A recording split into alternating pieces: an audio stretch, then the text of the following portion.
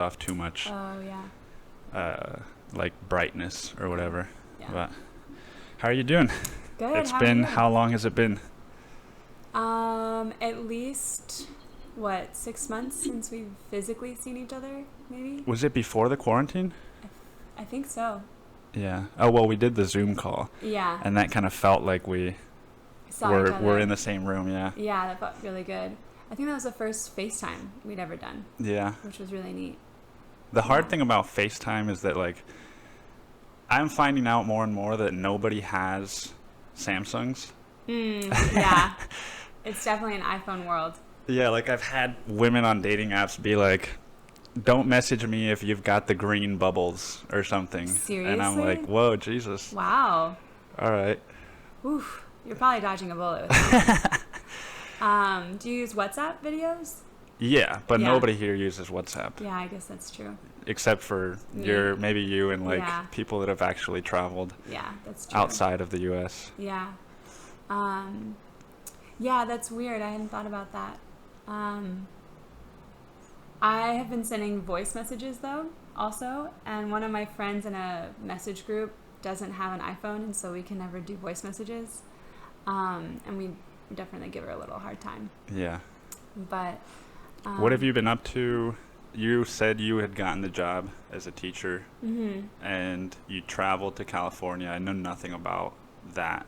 So Yeah. what was that all about? So it started from a girlfriend of mine. She was supposed to do like a month-long Vision Quest training this summer in Which June. Vision Quest? It's kind of like a container for meditative exploration in nature. A container for a meditative exploration in nature. Yeah, so she is learning how to create these containers. Some of them are 3 days long, some of them are a week long. And you go in either by yourself, with a guide, or with a group. And the intention is to kind of like sit with yourself in nature for an extended period of time with no food, no stimulation, no nothing. And using certain mantras and questions to like dive in. Okay. So similar to any type of kind of like reflective journey, she's just using the specifics of nature to kind of bring that out, you know? So is it like a therapeutic Very. thing too? Yeah, very much so. And so she was learning how to do that, and I was going to go to the UK for 3 weeks for my own kind of pilgrimage. And of course, I didn't want to be quarantined for 14 days when I got over there. You did mention the UK Mm-hmm. a while ago. Yeah, so I was planning on doing a 3-week solo trip, flying into London, exploring southern England, potentially Scotland and Ireland, and then maybe hop over to Paris or to like Barcelona, Yeah. since you're over there. Where you really want to go. Yeah. And my intention was to explore some like ancient histories, right? Like sleep in a castle, connect with that like lineage, and of course like commune with nature. Like the trees over there are on another level. Yeah. So that was kind of my spiritual quest for the summer. And when both of those things got canceled, my friend was like, okay, what can we do to bring in that same kind of curiosity, but have it be in a safer space? And it kind of just fell into place. Her dad was moving to Santa Fe, and since my dad is working from home now, he is renovating a house in Palm Springs and is like staying there most of the summer. And then another girlfriend of ours has a friend in Napa, and they're like, well, I'm already going to be there mid-June for like a family gathering, so why don't we just like join everyone together and spend 2 weeks? So that's what happened. Yeah. Which is really cool. Because thankfully as a teacher, I have this summer off, which I'm definitely going to need because I don't know at all what fall is going to look like. And one of our other friends works from home. So it was like the perfect recipe to have like 2 weeks, no plan, just like, let's get here and here and here. And our intention with it was kind of a self-exploration of, okay, how can we really come into our own gifts? What even are our gifts? You know, after 2 months of being kind of disconnected from routines and habits and external life, it's like, okay, what is actually really wanting to come out, and how do we build that up? And am I crazy? Or, you know, those questions that go in your head of, this may be a great idea, but can I really pull it off? So it was kind of like a plant medicine retreat, just without the medicine. Yeah. I mean, we maybe dabbled in a few things along the way. Yeah. But yeah, it wasn't as intense of a dive like you would a plant ceremony. Okay. But it was definitely with that sacredness in mind. And we did some meditations along the way, and we had a lot of really powerful conversations around like insecurities, sexuality, and like especially being around people that are so open to identify that in themselves and explore like, hey, these are the ways that I feel pleasure, or these are the things that have like blocked my pleasure. And having some very different backgrounds on that was really inspiring, and realizing like, oh wow, something that I really need to work on, you're amazing at, and something that you haven't even touched on is like one of my favorite things to do. So how do we help each other grow, right? For example, we're starting a like self-sensuality challenge, and we're sending one another like, sounds like an R-rated. I mean, kind of. It's a way to regain and reclaim like feeling sexy without having it be strictly from a societal viewpoint, right? So what does that mean? So the tendency, I feel like, especially for women who start to like shift out of the like typical sexy perspective of like, you know, one version would be like really skinny, big boobs, blonde hair, you know, that type, or like hourglass figure, kind of like the perfect makeup, always styled, kind of narrow specifications of what sexy is. Or, you know, looking at porn videos, there's a certain trend that happens. Yeah. And sometimes when you're detaching from that, there's a tendency to like not want to relate to sexy at all. You know, it's like, I love myself, but I'm not going to be sexy, which is just going to be violent. Yeah, or like, I'm just going to, you know, well, it does bubble up when you're like not feeding that energy for sure. Yeah. Like, you especially know, for guys. Yeah. Oh my God. Well, and girls, I mean, dude, I get snappy when I haven't like expressed that energy. And the key is finding, of course, like healthy ways to do that. But I can tell like my mind gets a little bit more critical when I haven't like had an outlet for that. Yeah. Let me turn the AC. Okay. Real quick. But keep talking. So the way it showed up for us was like how, you know, for me, clothes are a great way of expressing that. You know, what textures, what styles, what makes me feel sexy. And I've recently been getting into like harnesses. I don't know. Okay. I think Shakira may have had an influence on me with that music video. Did she release a new music video or? There's one called, it's an older one, the one Chantaje with Maluma. Okay. It was like their first one together. And she has this like black harness on in the men's bathroom. And it makes no sense, but when you're watching, you're like, this is what I've been missing. So when you say that you're getting more into these things, and when you don't have an outlet, you get more critical or whatever, do you mean like you're starting to do these things by yourself? Yes. Okay, because Yeah. it's fucking. That's the thing for me is that because of the quarantine. Yeah. You know, there's been like been maybe like 4 months now. Yeah.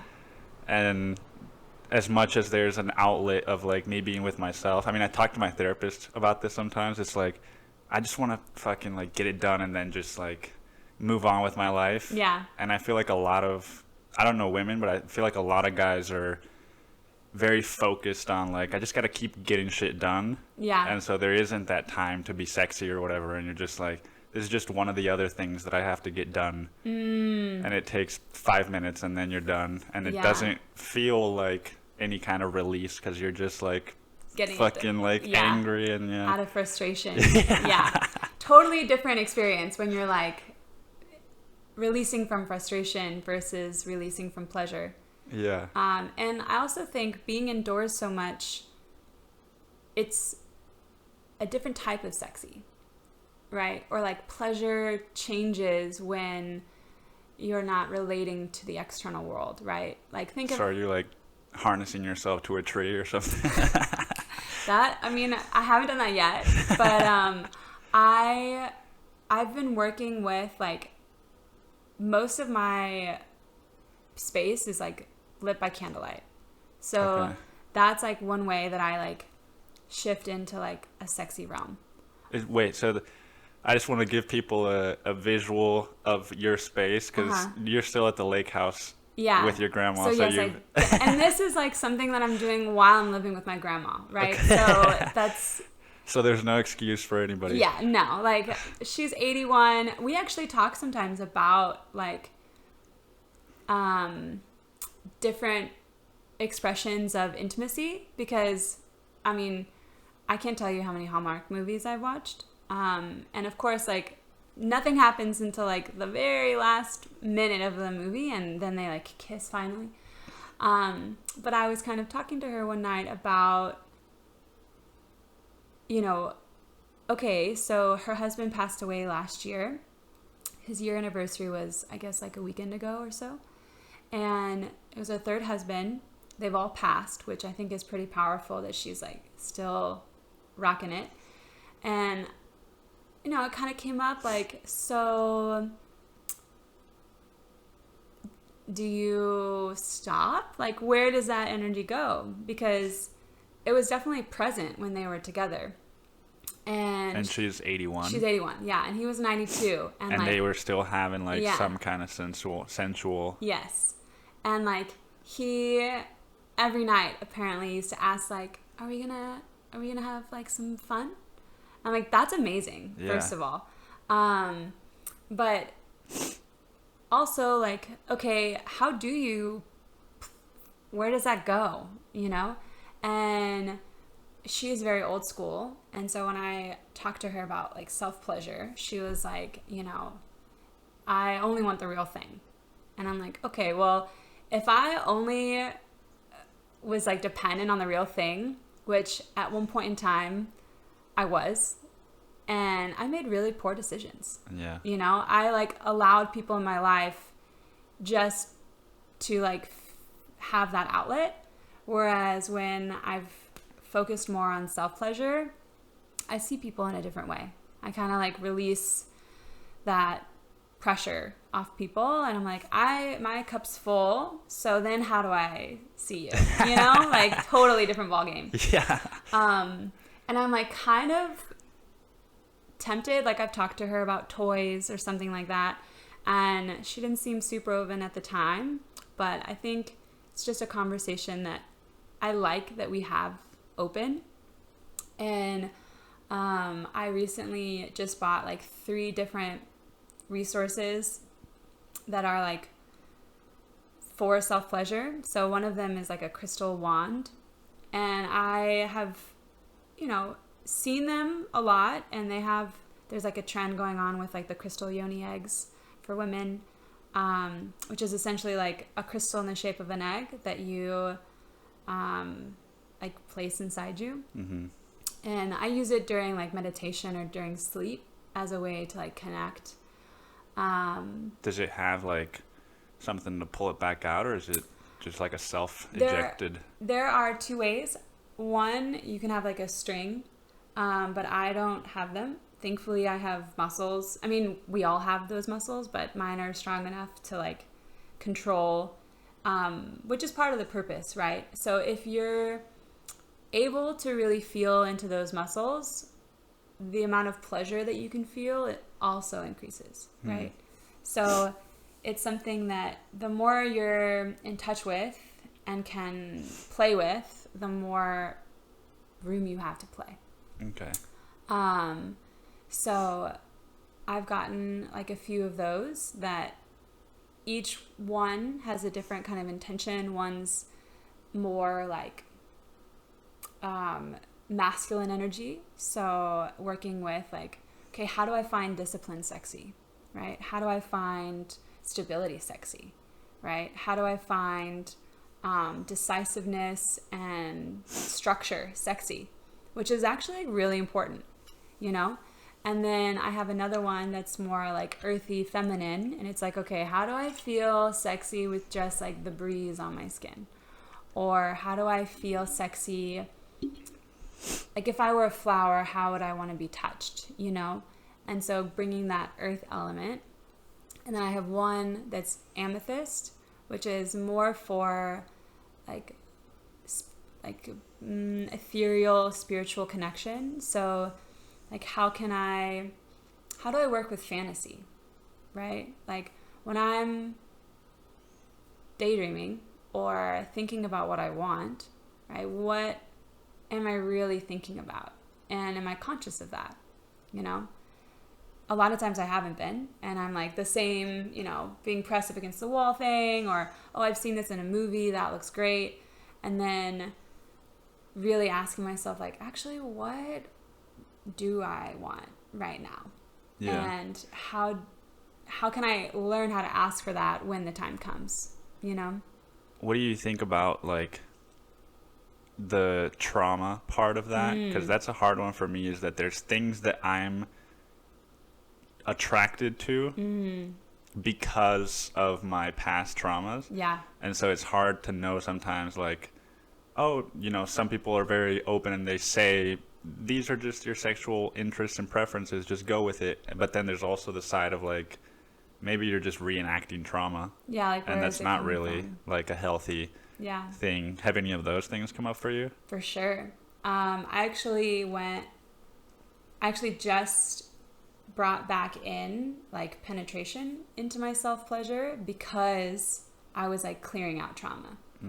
And so for about a year, I really didn't focus on penetration. I focused just on like clitoral and surface pleasure because I needed like space.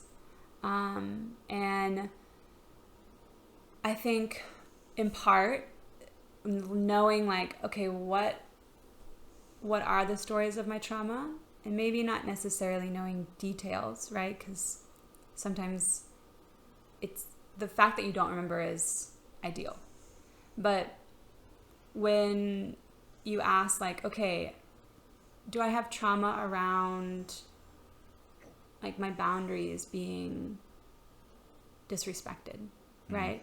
So maybe from that, a warped sense of that would be, I like to be bound, or I like to be choked, right? Because you're like, I'm being confined because I feel like my boundaries got imposed upon, right?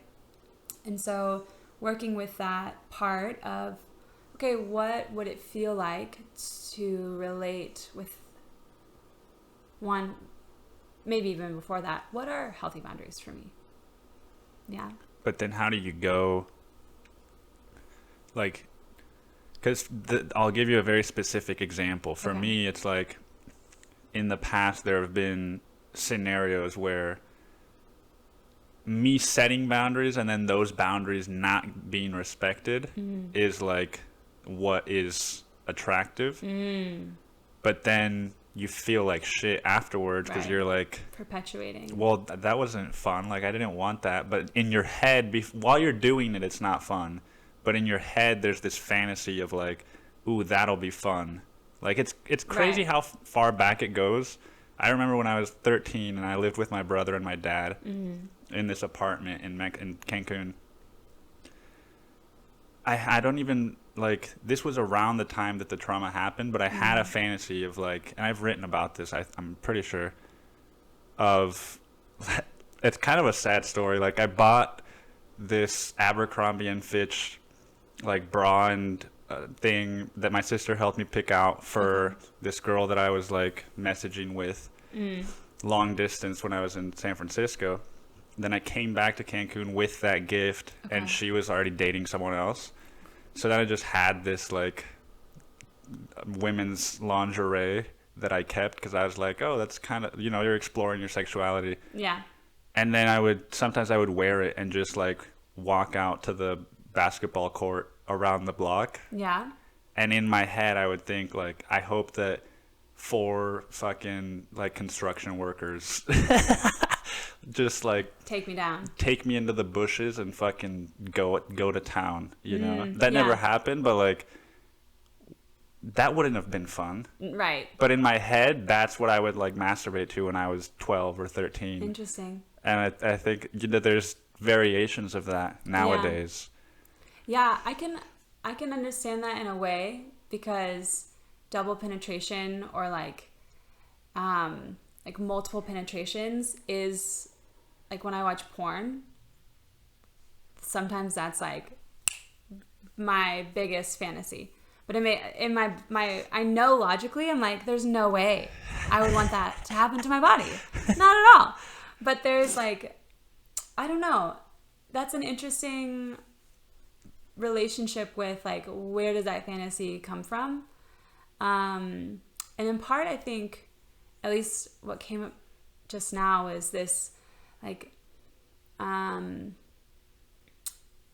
idealizing, but like fantasizing about fear in a sense. Like, there's a part of you that knows like this would be really dangerous. Yeah. And so in that inherent danger, there's something very seductive about it. Like, it gives you a problem to get out of and to figure your way out of. Yeah, right? For sure. And there's this like heightened sense of adrenaline, right? Yeah. When you're in danger, that can feel very pleasurable. And you're like, ooh, like all your senses are like really on.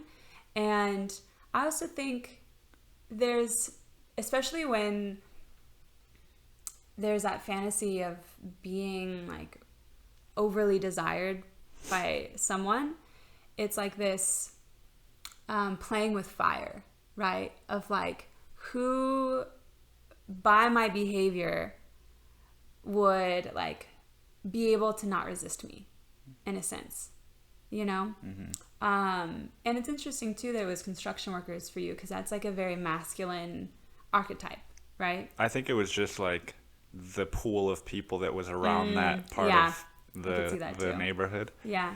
Because it was very downtown-ish, and not necessarily construction workers, but I just remembered like we would play like soccer with just random people that were living in the apartments around us, and it was all people that were, maybe I was a fucking racist when I was 12 years old and I just thought that they were construction workers because they were dark-skinned.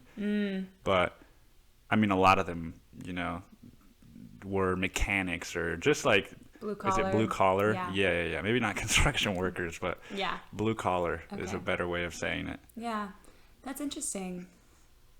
And it wasn't a physical attraction to them; it was the act of being, like invaded upon almost. Yeah. Because I've had that fantasy nowadays of like, and it's come up a little bit in relationships, but there's always this, at least with the women that I've been with, there is this pushback of like, they want you to be the dominant one. And it's like, I get that, I like that too, but they don't want ever to like be the ones that are fully dominant. Yeah. And so it's harder, I feel, sometimes to explore that side if you're a man, unless it's some fucking crazy, huge like dominatrix crazy person, like, you know, that you're not physically attracted to at all. Right. I don't know. That's interesting. Yeah, I'm reflecting on the times that I've fantasized, of course, about being dominated. Very rarely have I offered that back. Have you ever voiced that with your partners? A little bit, yeah. And there is, like, yeah, I don't know. There's just not. I don't think I voiced it to the full extent of like, I want you to fucking like take me down. Yeah, yeah.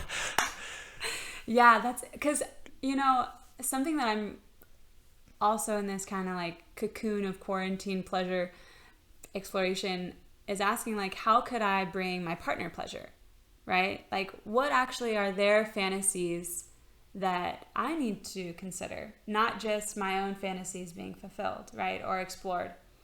And, you know, thinking back, I think it's been a very narrow outlet of what's been explored.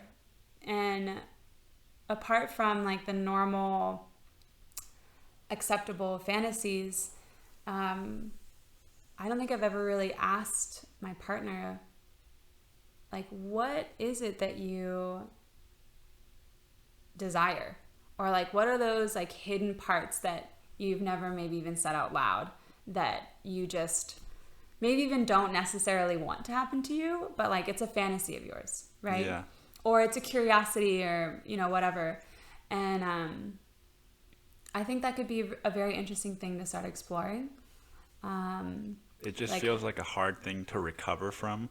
If it's not received. No, like, and this is all probably shame, but, you know, if you have a girlfriend, say you've been dating for 6 months or a year, and then you're like, hey, I want you to do all this crazy shit to me. Yeah. It feels, as a concept, it feels hard to then be like, all right, let's go back to like holding hands and like go to a restaurant and have dinner when you just saw me like wearing a diaper or something, you know, like. Yeah, I can understand that. I wonder what it would look like though if it was like offered in pieces, right? So creating first the conversation or container around like, hey, what do you think about us trading fantasy explorations, right? So that way it's not all at once, right? You don't eat all your meals of the day in one sitting, right? It's like slow and kind of expands on one another, and pick certain ones that you feel could be a good like muscle builder, right? And then as that trust and safety gets built, then you can add on maybe some more of your other darker ones, right? Of like, so it's interesting, one of the girls that was on the trip, we were talking about these things, and like, especially around shame, like we think that certain desires of ours are shameful, or they can't be expressed because we'll either be rejected or demonized or, you know, abandoned, whatever story we have. And she was like, I love to be, what's the word? Like, not deteriorated, but degraded. Thank you. Degraded in bed. Like, do not do that outside of the bed, but in the bedroom all the way. Like, I love it. But she's so in charge in her job and in her daily life that role needs to be flipped somehow, right? And so she's like, I love it when I get degraded in bed.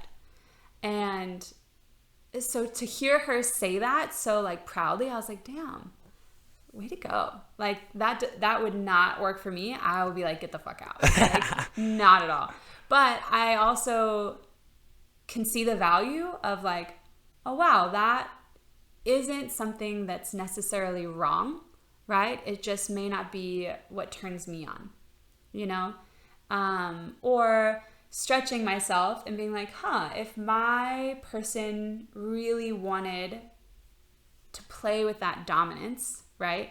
What's a way that it could come out in our relationship that would be an outlet, but also not make me feel like I'm sacrificing something, you know? So I think finding that conversation of, here's this like fantasy that I have, or here's this sexual need, right? And what realm is like concrete, like gotta have it, or what parts are more like, here's a theme that I really want to explore, but I'm open to seeing how it develops between me and you. And that might be like a playful way to explore it, instead of being like an extreme or nothing type thing. Yeah. You know? I feel like all this can get very meta sometimes in relationships, whether it's sexual or just like communication or stuff like that. You're like, is insanely important and like hard to find, I think, in some capacity, because, well, maybe not hard to find, but it's definitely something you have to like exercise all the time, way before the sexual conversations, I think, come into play. Because then when you have that foundation of communication, I think it might be easier to introduce those like sexual needs, right? Yeah. Like I know in dating, I've learned certain like red flags of like, ooh, I don't know if our communication styles would work together, because the way in which the depth or the clarity that I've learned to communicate myself and my needs isn't met. And so like, oof, we're gonna have a hard time if... You mean like it just fucking goes over their head what you're saying? Yeah, or like they're not able to really express what they want. They like hint at it or like backhand at it, but it's like, unless you are with someone that is willing to grow their communication or has established form of communication that's really clear, you're going to be probably in murky waters more often than not. Because let's say something happens that wasn't great. When the communication's strong, you can communicate like, hey, I get that that was something that you really liked, and here's what came up for me during that. You know, I'm not sure if I can continue that outlet. What did you get out of it that you really liked? And is it possible for us to find maybe another way to play with that? Boom. Yeah. That's very different than like shifting straight into an emotional spiral of, you know, I can't believe we brought someone into our relationship, or like you enjoyed them more than you enjoyed me. Like those things are very real, you know? And being with someone that can like has a deeper working with those emotional triggers, I think is vital. There's also the risk. I've run into this, and I think I've been guilty of it more so than my partners, where like those conversations feel like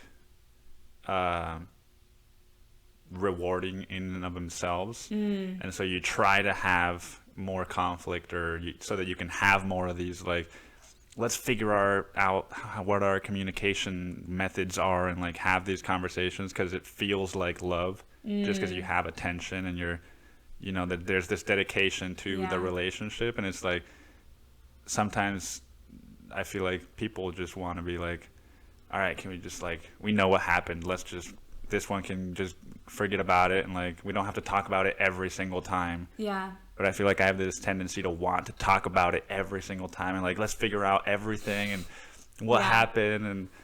And also, it's interesting that you brought up like having it come from conflict, right? Like using conflict as the outlet for exploration versus just having it be an intricate part of the relationship anyway. I just feel like it's a conflictive conversation most of the time, because, and this might be my own trip or whatever, but how you said that I feel like you have conversations with people, and why it gets so meta is because if somebody says like, well, I felt hurt because you said this or whatever, and then it's like, but you had a terrible dad when you were a kid that did this and this and this, and so like, is it maybe that's why you felt hurt and not why because of what I said, and what I said just sort of triggered this whole thing, and so you have to like, that's why it gets meta, because it's like, what are we even talking about anymore? Like my triggers and my things, and sometimes these people don't even know what trauma it looks like because they've never addressed it, and sometimes it's your trauma that you're trying to like fix this person, and it's so fucking complicated. It is. Yeah. And I think that's actually an important maybe exploration or addition to finding someone that has like a good grip on communication, is like, where are you at in your relationship to trauma, right? Like there's no way that I could date someone that hasn't dived into their trauma, just because I have spent so much time infiltrating and like excavating all of that in my life. Like it feels attractive to me to be around people that have done similar process. But an example that came up when you were talking about this was one time, I have a really good girlfriend of mine, and a few summers ago, she was dating this guy, and super attractive. I mean, both of them are attractive. And somehow one night we were out and it felt really great, and they were like, we would want to take you home. And I've been the third in couples before. It's not unfamiliar territory, but this was like a very close friend of mine, and I knew that it was like trigger potential. For her? For her. Okay. For sure. I felt very confident because I had already worked through like what jealousy comes up and what self-worth comes up when you're like watching someone you're interested with be with someone else, like there's a lot there. And I knew that she hadn't really explored that yet. And in fact, the most recent relationship of hers had infidelity in it. And so I was like, ooh, I mean, maybe we can like play around with this, but like, let's go slow. Was it coming, did you feel like it was coming more from him or her, or? I think it was coming from both, but for different reasons, if that makes sense. I think he was very just like open and had like no blocks to like love and pleasure and just sharing it. And I think for her, it came from a place of wanting to be able to, but not necessarily knowing what that meant. And so this is why I actually really value our friendship, because in the process, we were, bathing together, and it was really sexy, and we were all making out with one another. And we like kind of took a break, and we let the dogs out, or like her and I went for a moment and kind of like sat down. And she, again, this is where being with people who at least are relating to their trauma in a conscious way help, because she could at least vocalize like, hey, I have some jealousy coming up. I'm like, okay, great. Let's talk about it. Like, this is great. I'm really thankful that you feel safe enough to even express that to me. When does the jealousy come up? And she's like, well, it's really hard for me to see him get pleasure from being with you. I'm like, okay. Do you feel pleasure being with me? Yeah. What's different between your pleasure in being with me and his pleasure in being with me? There isn't. Okay. So again, where is this jealousy coming from, right? Well, I'm afraid that like he won't think I'm desirable if he thinks you're desirable. It's like, okay, great. Is there a finite amount of desire? Absolutely not. So what are you forgetting about yourself? and you're not believing of your desirability, that you would think as soon as there's desire for someone else, all of your desirability goes out the window, right? So we made it a game. Like anytime you start feeling that like pull out of your body, play with yourself. How can you desire yourself in that moment, right? Which is really powerful. And like, maybe you play with your skin or your rhythm or your hips, or you pay attention to a certain body part that enraptures you in so much like joy that you can completely forget that there are two people in the room, right? And I think that is a healthy practice around jealousy anyway, but bringing it into the bedroom is even better, because you're rewiring that jealousy of, ooh, okay, I've just forgotten how great I am, so like, let me play with myself a little bit. And then, you know what? And I bet you a lot less time, we'll be right back to you, and we'll have even more energy to give to you. And then your pleasure will grow, because we're all wanting each other's pleasure to grow, right? And so it was really powerful, and it shifted from shutting down and like closing off to, okay, here's where I'm starting to feel closed off, and I don't want to feel that way. So what can we do? And we chose to like keep it slow, right? And like maybe not go all in, but like, splash in the kiddie pool, right? Yeah. And we don't have to like dive in and like drown ourselves and then be like, well, we just exploded our friendship because we didn't talk along the way, right? And there were 2 or 3 other opportunities throughout that summer where more could have happened, but I also knew that that was still a very open wound, right? That's like a deep trauma of hers, is being left for someone else. And so I was like, I choose our friendship over the novelty of a threesome, hands down.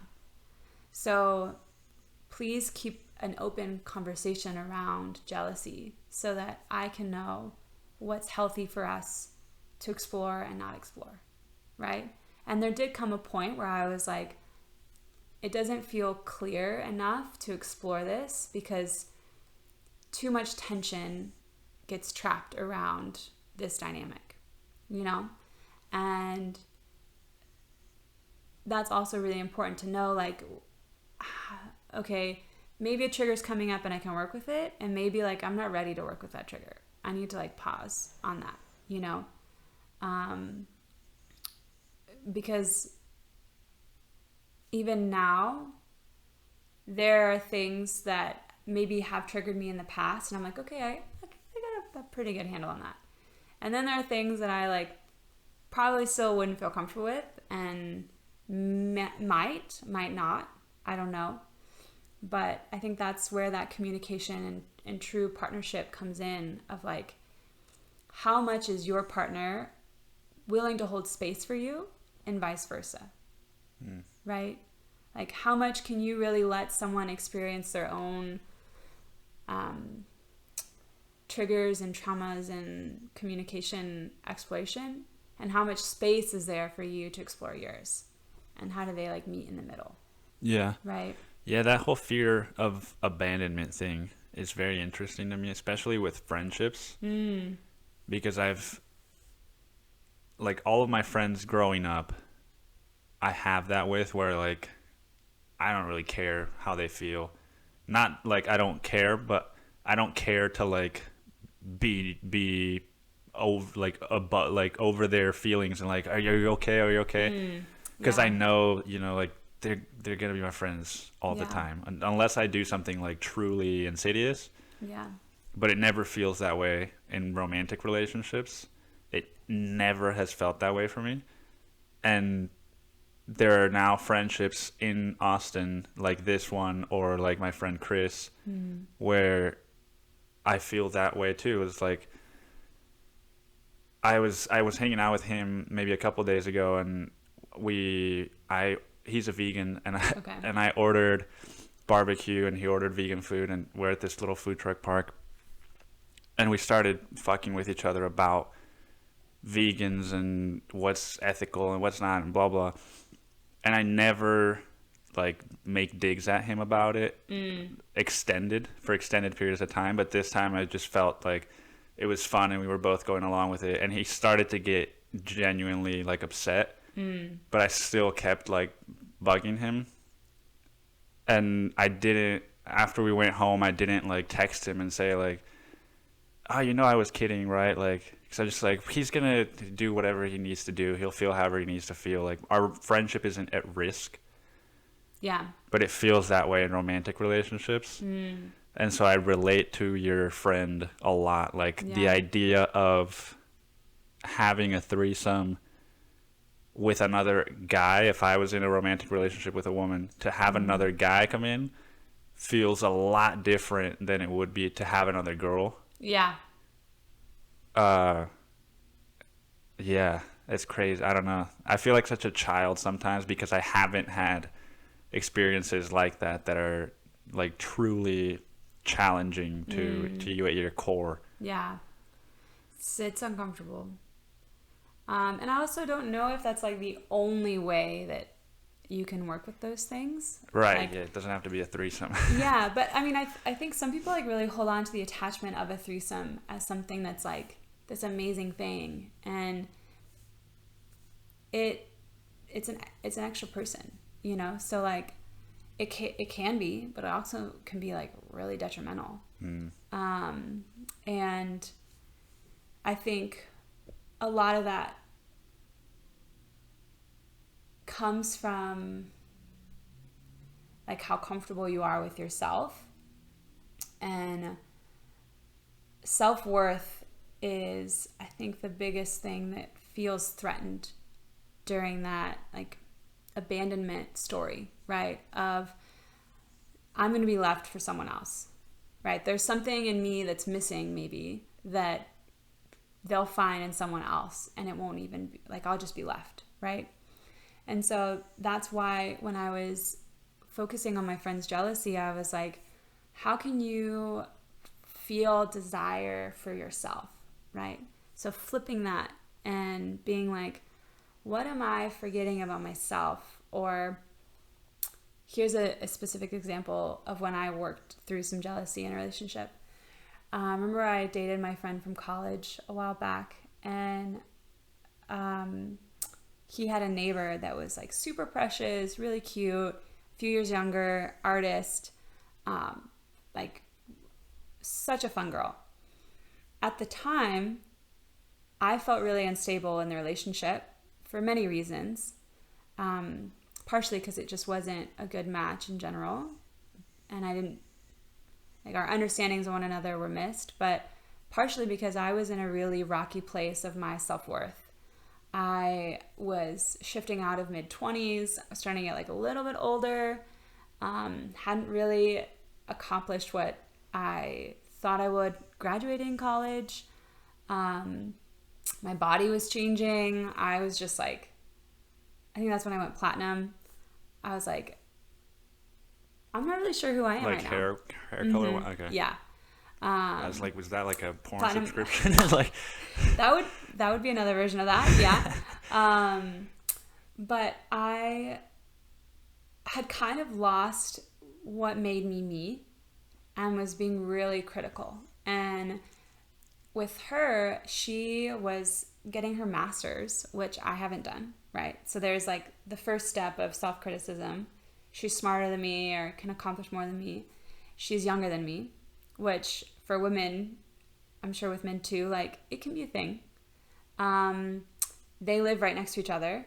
And going back to one of my traumas, I cheated on my high school boyfriend a lot with a friend of ours.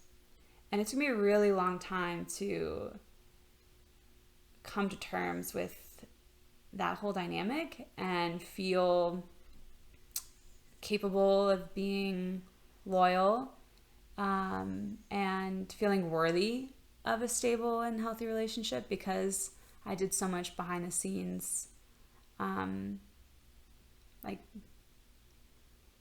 infidelity. And so, you know, in my mind, I'm thinking back to the times where I used to sneak into the room of a party and like we would like do something hot and heavy for a sec and then like peace out and like, you know, like that whole thing. And so it was easy for me to believe that he could do that with her because one, I'm looking at all the ways she is quote unquote better than me or more attractive than me. And I'm seeing this gap in our relationship and I'm like filling in this story, right? And so one, of course, like approached him and was like, hey, like I'm feeling really insecure at the moment about something. Can we talk about it? Which in retrospect, I may or may not have do again, depending on the scenario. But also his response was a really big indicator. Like we are working on different layers because he was defensive, of course, and was like, well, I didn't do anything. And it's like, okay, well, but I'm actually in this experience and I don't need you to do anything. I just need a safe space to share what's going on with me. So that's like one step, right? Of now, ideally, my partner would be like, okay, hey, let's talk about it. What's going on? You know, let's work with this together. I'm not blaming him for doing something. I'm not even projecting my jealousy, that self-accountability of, hey, I'm feeling something that I know is not right for our relationship. Let's open it up. And then secondly, I started asking myself, like, what is this about? And I'm like, oh, I don't feel creative. She's this artist. She's doing all these amazing things. Like, where is creativity in my life? It's nowhere. So, like, what does that look like for me now? How can I express that? You know, oh, I'm feeling old. Okay, well, how can I bring some playfulness back into my life? You know, what have I lost from those years that actually is really vital to my self-care? You know, I started taking dance classes. I started writing a lot more and playing around with my wardrobe and my self-expression. And when I was focusing on all those things, I didn't have time to worry about her. And it took like the sting out of like, this girl has something I don't, right? Versus being like, ooh, she's showing me how I'm not showing up for myself. So let me focus on those parts that I really clearly need some love. And actually my partner's not responsible for that. And of course the relationship didn't work out for many reasons. But I was able to connect with her as a friend. And even at some point, we hung out together before she moved to San Francisco. And I was like, hey, I really want to apologize. You know, you may not be at all aware of this, but I went through some really strong jealousy at the beginning of like our connection because these things were going on. And here's actually how you inspired me, because I realized I wasn't paying attention to my artist and my creativity. And being able to have that conversation is really, really hard because you have to admit like, hey, I'm insecure. I have insecurities that you triggered. But those are our own responsibilities that we have to really ask, like, why do I feel so triggered by this person? Like, if I wasn't in a relationship with my friend and they weren't neighbors, if I met this girl, she'd be awesome. So like, what is it that's different here, you know? And not that we're like best friends, but her and I have maintained a relationship and like a genuine connection of appreciation. And, you know, 5 years ago, without that work, I would have just like blown shit up, you know? And really the issue was not all her. The issue was like me, one, forgetting who I was, and two, being in a relationship with someone who couldn't acknowledge or appreciate me anyway, right? So I feel like jealousy in general can be really powerful so long as you don't let it burn the house down. You know what I mean? Yeah. I think one thing you touched on is something I've been thinking about just in regards to like the world right now, that she showed you what you weren't taking care of in yourself. that's like I feel like everybody right now, it's allowed me to empathize more so than I would generally with people, but fighting over should you wear a mask or shouldn't you wear a mask? Is it right that this cop didn't get put in jail, or is it wrong? The focus becomes like what's right or wrong, which sounds like your ex's response of like, but I didn't do anything. It's like, what's right or wrong? Well, like, it's wrong that you're having this reaction because I haven't done anything. Right. And what's at the root of all that and everybody's anger is that there are other feelings that they don't want to acknowledge because they haven't done any work around them. Yeah. And so, like, when I watched the video of George Floyd, I felt angry, obviously, but my first reaction wasn't to then go do something about it. It was just like, all right, that was fucking brutal. Like, let me sit with that. And how do I feel about what I just watched? Not, what can I do now so that I'm not this label or this label or this label? And the masks, it's like, we all agree that there was fear around this being a plague and wiping out humanity. We all agree that this police officer, nobody should die that way, right? We can all agree that nobody should die that way. So why is it then, well, but this is what we should do? No, this is what we should do. It's like, well, those are all just things that you want to distract yourself with so you don't have to feel that this very thing we said should not happen to someone happened, and that hurts us. Like, I don't know. It's bothered me. Yeah. But it also allows me to understand where everything is coming from. Yeah. Which is why I want to kind of switch into the ayahuasca stuff. Because you've had, that I know of, 2 experiences, and we haven't talked about either one of them. And I watched a documentary that I want to share with you after, or it's called Reconnect. Okay. And it's by this YouTube page called London Real. Okay. I don't know anything about that YouTube page. I don't know anything about Brian Moses or whatever it is, Brian Rose, the guy that made the documentary. I don't care about that. The documentary itself, like, the content is perhaps the best piece of content I've seen in my life. Cool. And it's about a guy that goes to Costa Rica and does a 3 ayahuasca session retreat. Yeah, like a 3-night. With Dennis McKenna. Okay. Who's Terrence McKenna's brother. Okay. And it's all about, like, transforming yourself, not trying to focus on other people, and et cetera, et cetera. And I haven't done ayahuasca. But, so yeah, I'm curious, like, the first, and you've had 2 experiences. 2. The second one was more than 1 session, though, right? Yeah, it was 3 nights in a row. Okay. And the first time was just 1 night. 3 nights, no breaks? Yeah, 3 in a Wow. row. In the documentary, it's a 7-day thing, and they do Amazing. like 1 night on, 1 night off, Okay. 1 night on, 1 night off. Yeah. So what were those? Yeah, this was like all in. Yeah. Which was really powerful because the medicine's still in your body. And so, like, at least for the 3-night experience, like, the first night was literally just like purging what was not mine. Living with my grandma, especially during a time of trauma, a lot of family shit comes up. And so it's been really hard to understand, like, what's mine, what's not mine, what's being projected onto me.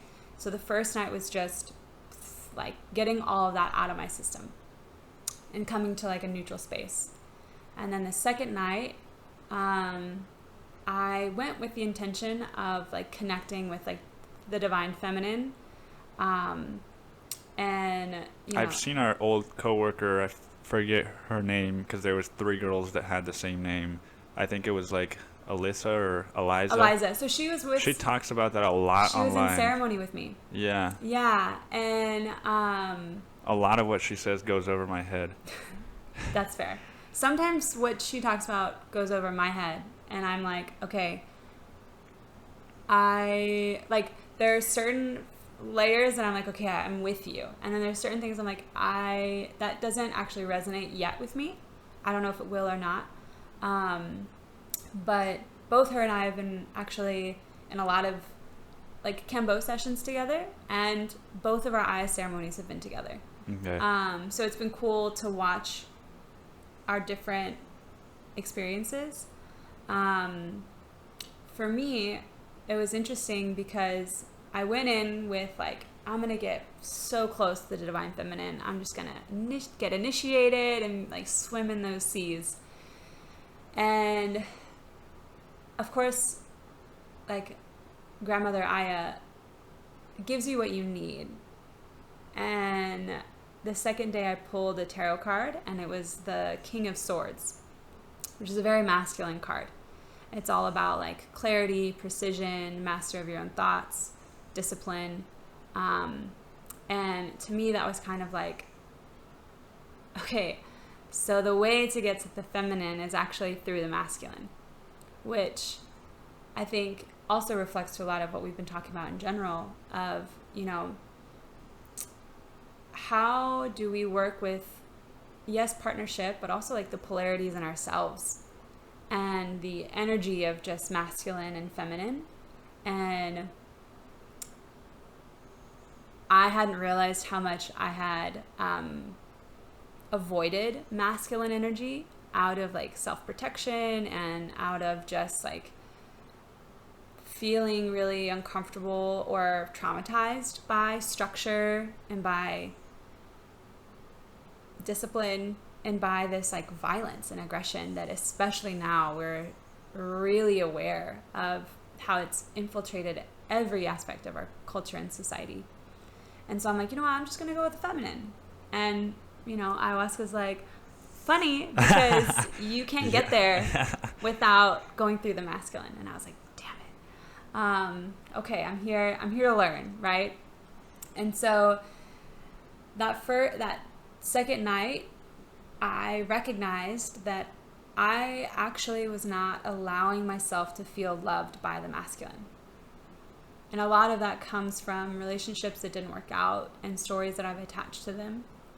And that, of course, story of abandonment comes up of like, well, they left me. Like something must be wrong with me. And that's not true. And actually, when I started really, reflecting in ceremony over like, what has been my relationship with the masculine? There were a lot of examples of really incredible men in my life, you know, bless you. And just like what we talked about during your like ketamine therapy of like that vision of just like pure love, right? And recognizing like, wow, there's been a lot of trust and respect given to me that because I was in such a story of abandonment, I couldn't see and couldn't accept. And this huge light bulb moment of, wow, I am loved by the masculine and love the masculine. And what does that look like in my life? And what does that look like in myself? You know, I've avoided structure for a long time. I've almost like rebelled against discipline because it's felt really suppressive, right? And that's destructive to bringing my creative side out. Because if it's just creativity and it's got nowhere to go, you're just going to go round and round, right? And the third night was, the third night I ended up like sleeping a lot of it, which I think was really valuable because you've got the yang energy of masculine, and that was the second night. And I like danced and moved. I literally felt electrified, as if every portal within me was open. Like I was completely connected to the energetics of like the planet. And I was like, let's go. I could run 5 miles in a second. Like I'm so charged. Like, wow, this is what clarity feels like, and clarity from a masculine standpoint. And that's really valuable. And within that night, towards the very end, I also had this moment of like grief of recognizing where the masculine has been out of balance and where discipline and structure has been really detrimental. And I recognize like how much rape has been experienced, not just from the physical point of like our bodies, but the planet, and also like emotionally. I mean, I think we're seeing that a lot in our current climate now. Is just like so much of our emotions and our lives have been exploited.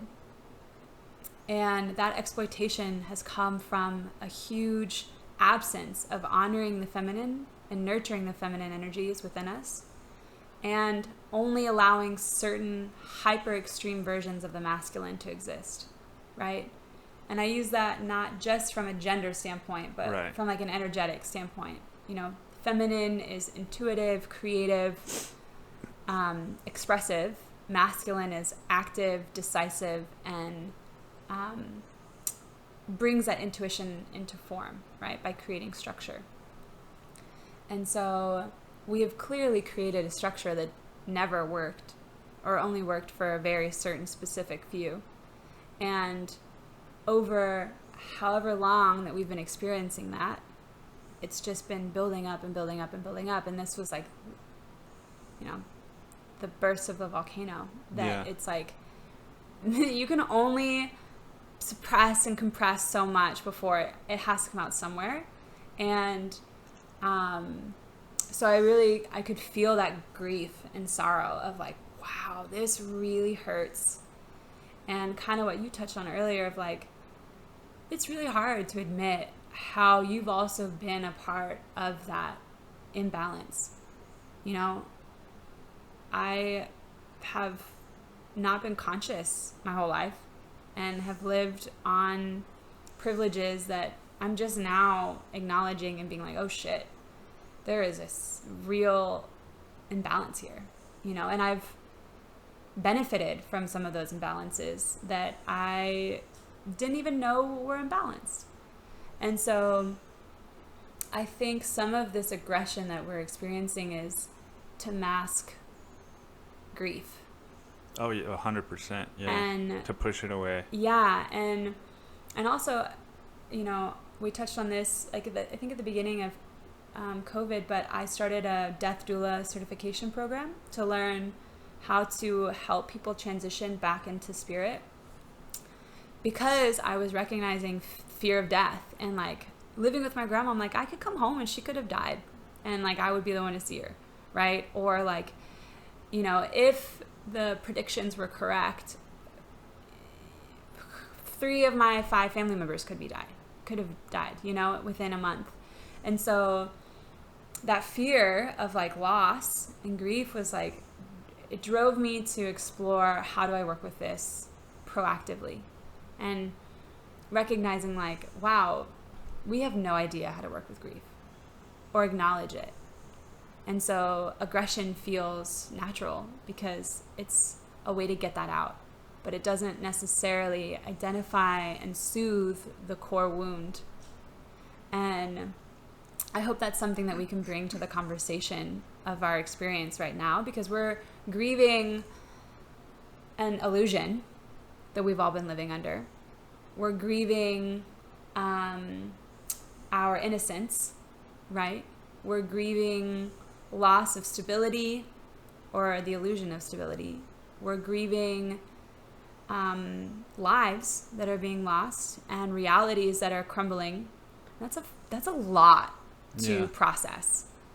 And, you know, not everyone has experienced that on an even playing field, which is also something to grieve, because you're like, wow, we really are not working together here. And we haven't been. So this isn't nothing new, but we're waking up to that illusion and processing that grief is really hard. And I think being in ceremony allowed that grief, or was a way for me to at least allow that grief to come up constructively and like really pour out that like hate and that sorrow, and just like, wow, I haven't even begun to recognize how many ways shit's fucked, you know? Like, Yeah. I've been reading even just about indigenous tribes in the Amazon, and how it's a very real possibility that this is like strategic extermination for like ancient tribes, because that land can be used for exploitation. You know, like, where have I heard this story before? You know, like, how are we still in this like rape, exploit, conquest program, you know? And maybe that's also just thinking back to like that fantasy of being dominated or being like taken over, you know? It's like very intrinsic in our subconscious. It's like a culture that we live in.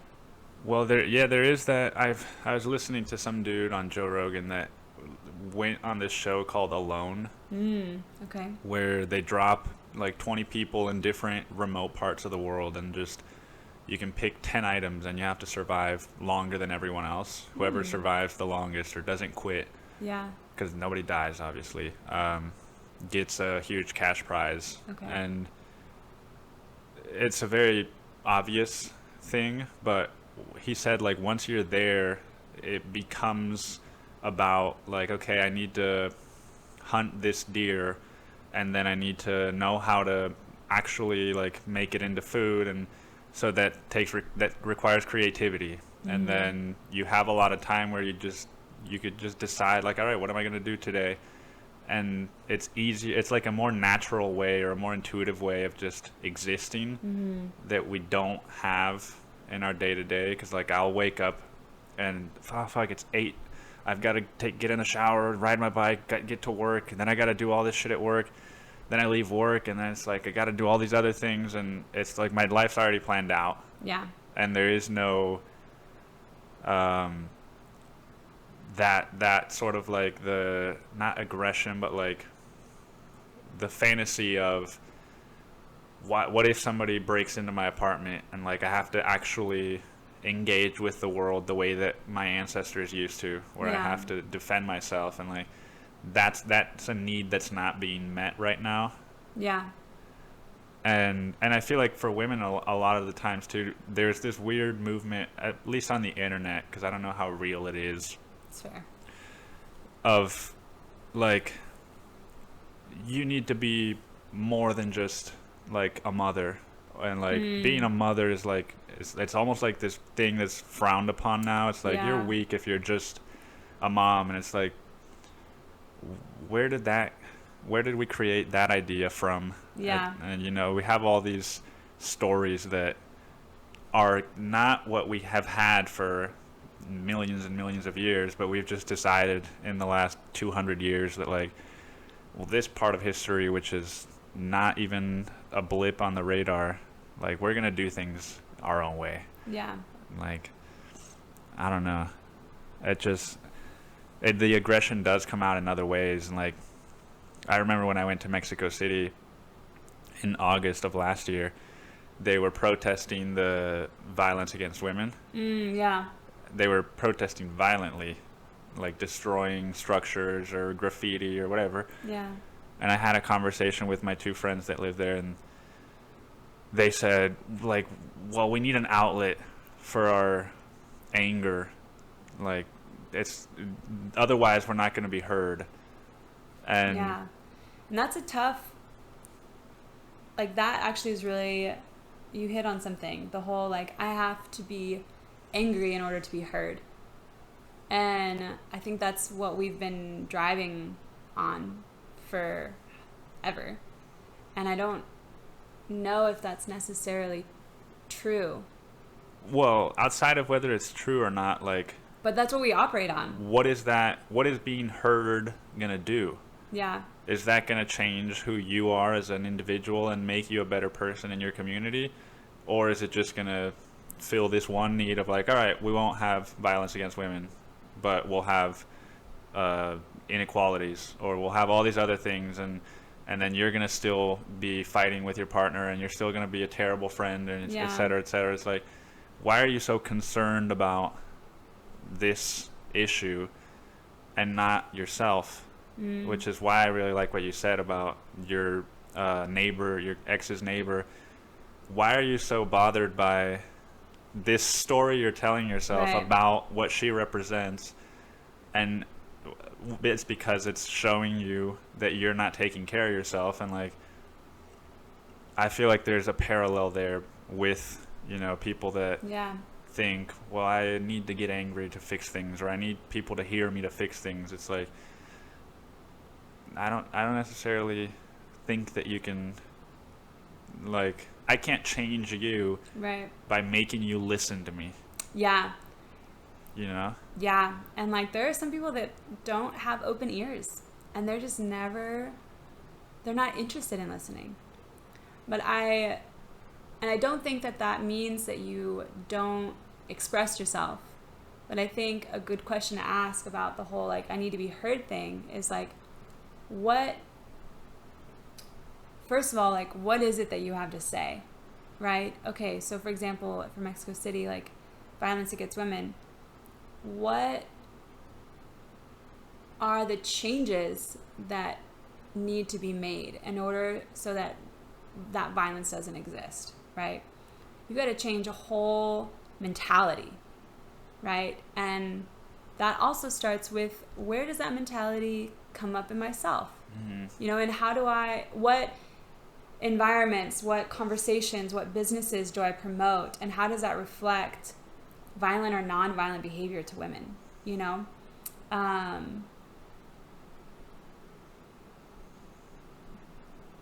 And asking, like, okay, how can I use this anger constructively? And again, what if I'm never heard? Does that mean that I scream louder? Or does that mean that I change my tactic? I mean, I don't know the answer to that, because, you know, in some capacity, I understand, like, wanting to burn shit down and throw things and be like make a scene, because sometimes that is the only way that people hear. But I also want to know what happens after that voice gets heard, of like, okay, but what are the steps that we need to take in order to structurally shift? You know, like, what laws are going to get passed or not passed, or how are businesses going to relate around even hiring employees? How are they going to allow or not allow certain types of conversations to exist? You know, what are going to be the check markers for social responsibility? You know, like, let's take the example of, like, maybe race. So living with my grandma, she reads the newspaper, and she's like reading certain things and has a tendency to kind of get frustrated with, like, oh, well, I just don't understand why this is such a big deal, or I just don't understand. And I'm like, you know, you're right. You and I don't understand. We have no idea. But I can imagine the times that I've felt angry, and it didn't even come close to the kind of experiences that are being talked about right now. And so, can I understand the desire to want to explode? For sure. Has change happened yet without that explosion? Not really. So, before I dismiss the need for this aggressive expression, okay, I can understand where it's coming from, but how do I, instead of meeting it with another anger, right, how do I relate to it in a way that feels authentic to me? And checking my own privilege and really starting to explore resources that can educate me on how I can change and support and connect with this in a way that feels constructive to me, right? So, for example, I work at a school that's like very low socioeconomic standing for the most part. A lot of them are first generation Hispanic or Black. There's like, I'm the minority as far as like race goes in that environment, and recognizing like, okay, I need to start asking my teachers and my peers like, hey, what are the books that you're reading? What are the conversations that you're having? And what, from your perspective, what are things that I can do to like to work with this conversation, right? And that's one way. But I don't know where the line of, you know, not yelling, but creating a scene to get attention and creating change regardless of who hears it or not. You know, like, I don't know what the right recipe is for creating long-term change, because we really haven't seen a great example of it. But yeah, I don't know if that like I think it's the thing that stands out to me every single time is that people have a hard time accepting that change starts with yourself, because the same thing that that people who don't vote, like myself, say is like the argument people who do vote against people who don't vote. It's like, well, if everyone thought that your vote doesn't count, then nobody would vote. And I think that's like, obviously I think that's dumb, but I think the flip side of using that same argument for changing yourself, because I don't think voting changes anything. I think changing yourself actually does change something. So I think that's why it does apply, is that like, if you don't donate, then people shame you, or there's this big attention grab for donations. And I've learned that, and not just the race thing, like everything. It's like there's a hurricane or whatever. Like, does that help those people? Sure.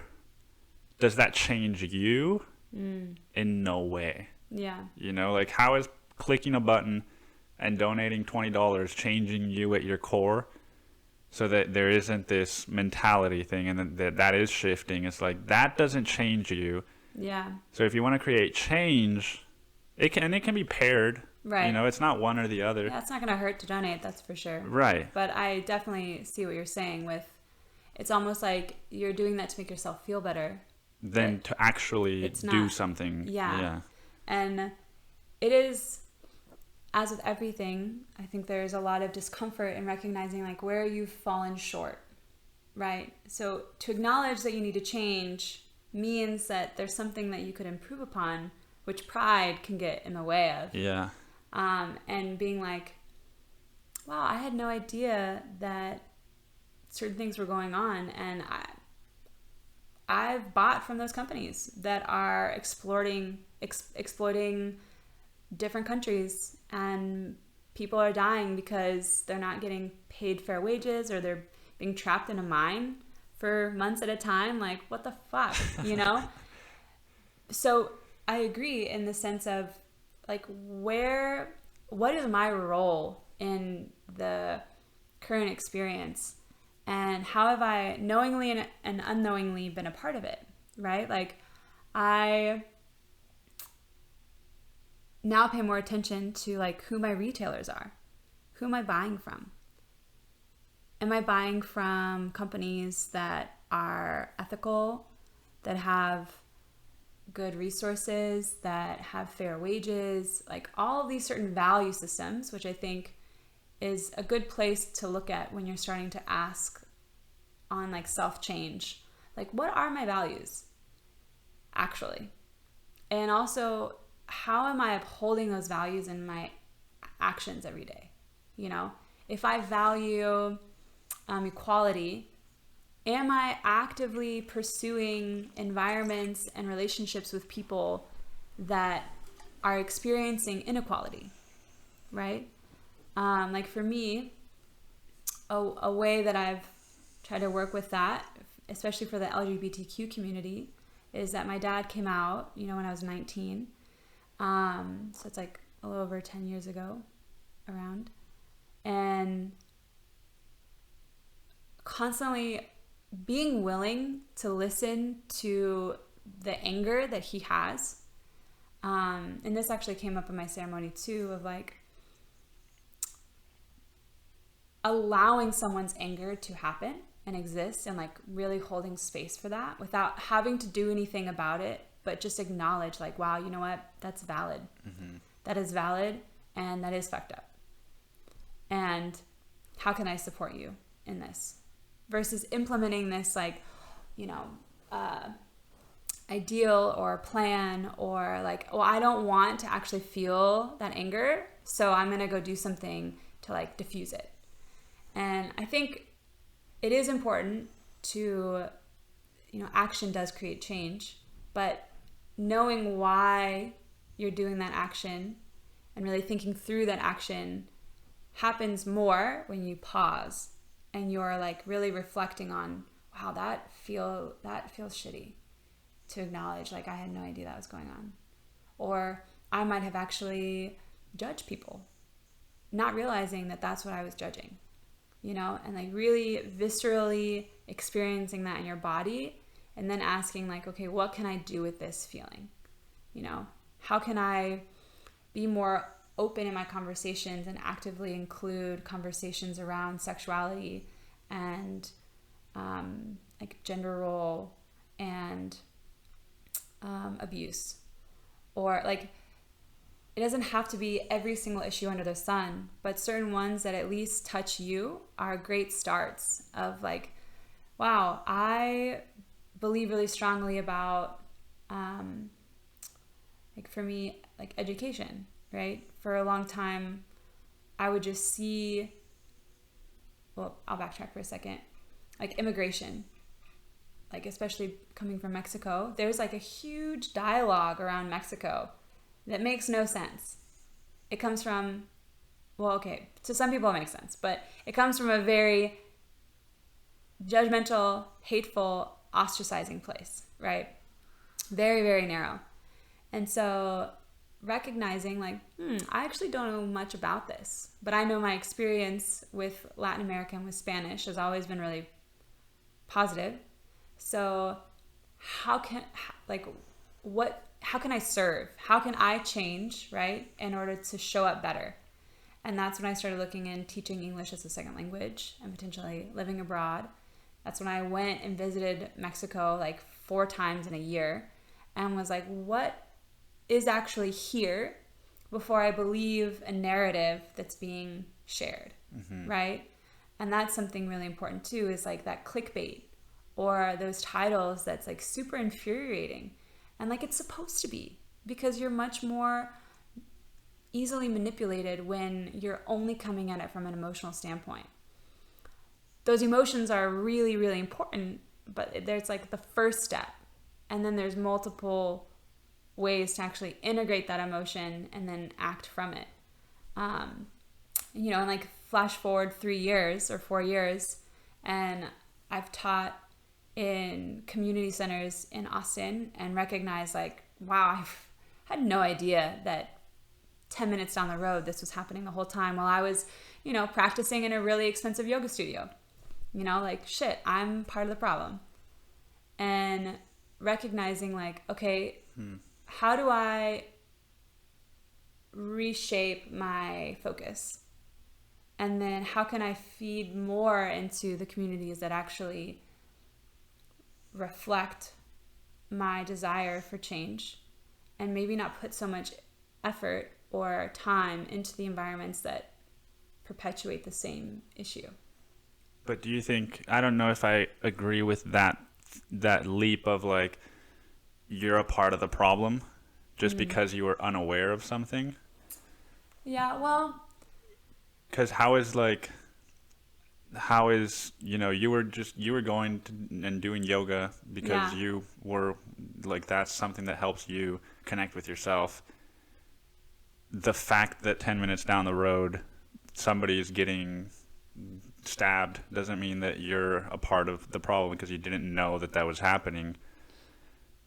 Like if you know and you choose to ignore it, I feel like then you're a part of the problem. That's fair.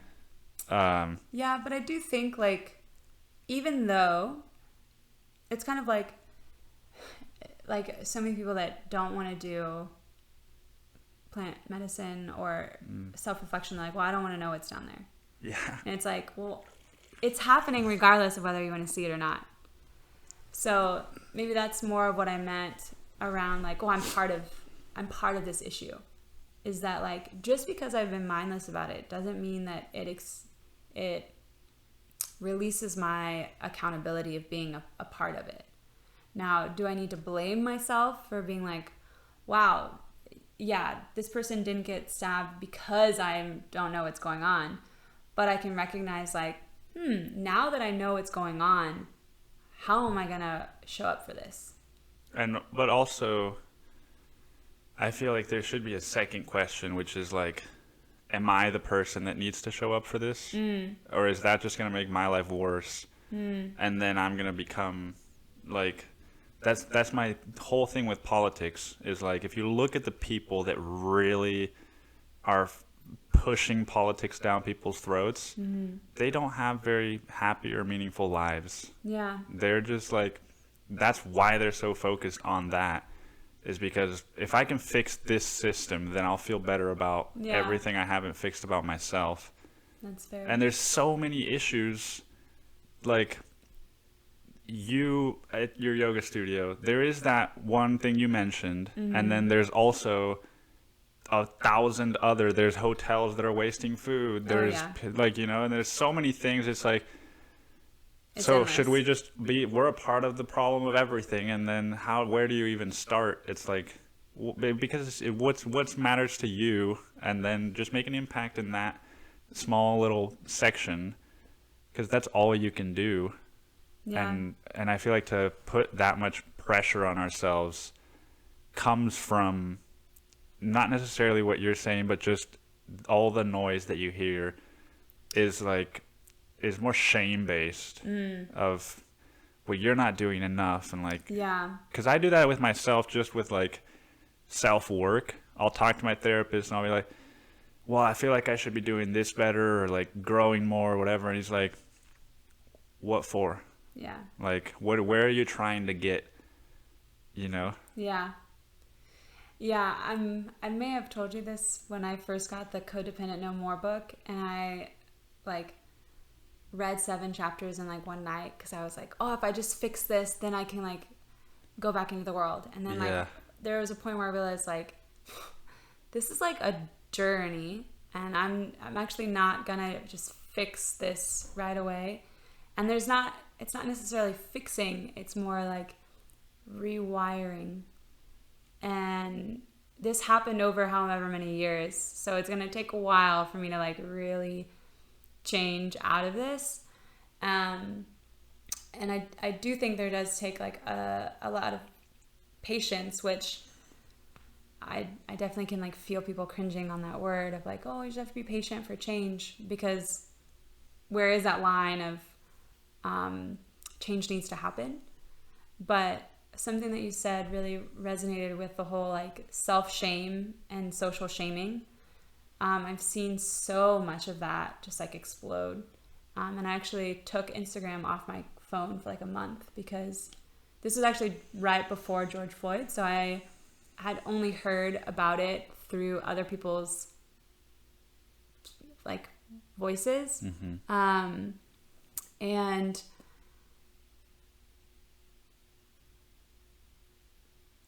part of the reason why I took that off is because I couldn't think or identify how I thought about certain things.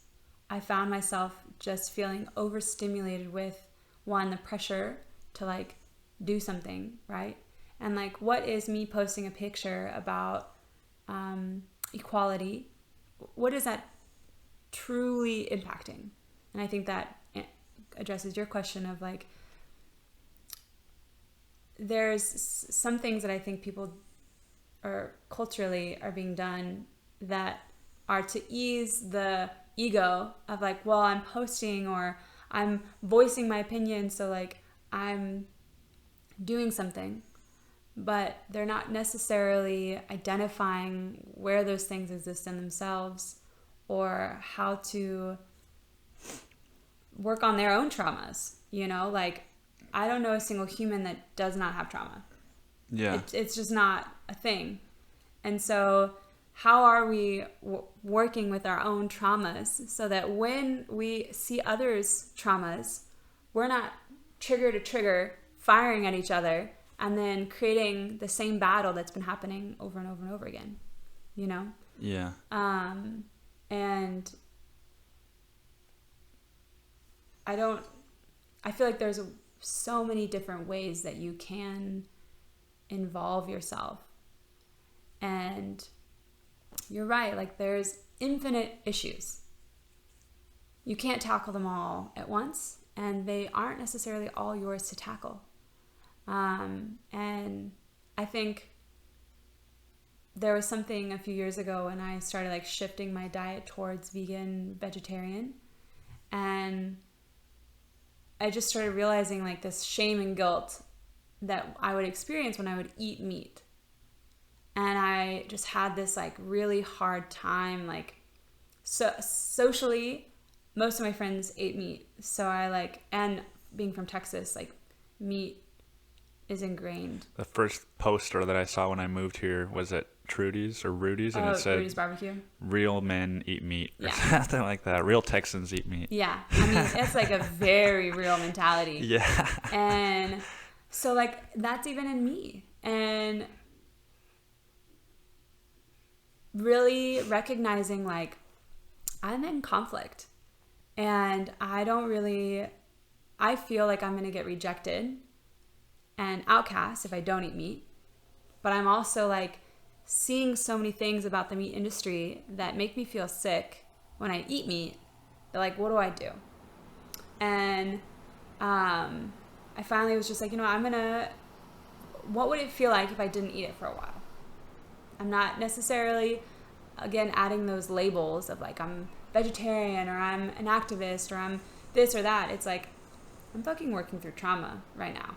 And I don't really know what's going to happen with it, but here's what's come up so far, right? And over the last like couple years, I've maintained mostly vegetarian. And I actually feel at ease with that, right? And when I eat meat, there have been times where I'm like, I don't actually feel right about this, but I feel social pressure, whether it's family or I was at a barbecue on my trip and the family was so meat oriented. It was like meat with a side of meat with a side of meat. And I was like, well, I guess I'm here, right? What comes up? You know, like I am not destroying the planet by, like I'm not single-handedly destroying the planet if I eat 2 bites of meat in this container, where actually maybe I can use this as a way to ask myself, does this really need to come back into my life? Or how do I feel when I eat it? And like, what are the consequences of when I eat it? And sure enough, when I ate it, I was like, yeah, I'm not in peace with this.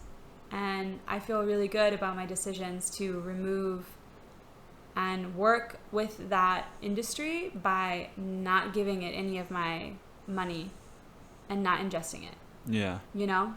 And that's a huge shift that even with my family, when we talk about this, because none of them are vegetarian, and talking about my grandma, right? And everything has chicken in it or like bacon in it. And like, it's been a year and a half in the making of like, my body actually doesn't feel good when I eat that. My heart doesn't feel good when I eat that, you know? And really being willing to have those conversations all the time about like, this is why I'm doing this, or this is why I think this is a big deal. Or, you know, sometimes my grandma will mention certain things just out of patterning. And I'm like, well, what actually, like, let's break that down for a second. And let's spend some time really understanding what are you saying here? And do you really understand what that means? because I don't think you really do, but you're used to it so much that we're almost like on autopilot. Yeah. Right? And so maybe to bring it back to what you were saying about, working with yourself, of how many ways are we on autopilot that we need to deconstruct, and then asking ourselves what are the things that I can work on? What is within my reach right now? And sometimes that's focusing on just one thing and really shifting that one thing, and then that will expand, because the world isn't going to be saved by one individual alone. And if you're not mentally sound and you're full of these like exposed wounds, then like you're not really going to help anyone. Yeah. You know what I mean? And that's I like the example of the meat and the like vegan, as far as what your experience has been.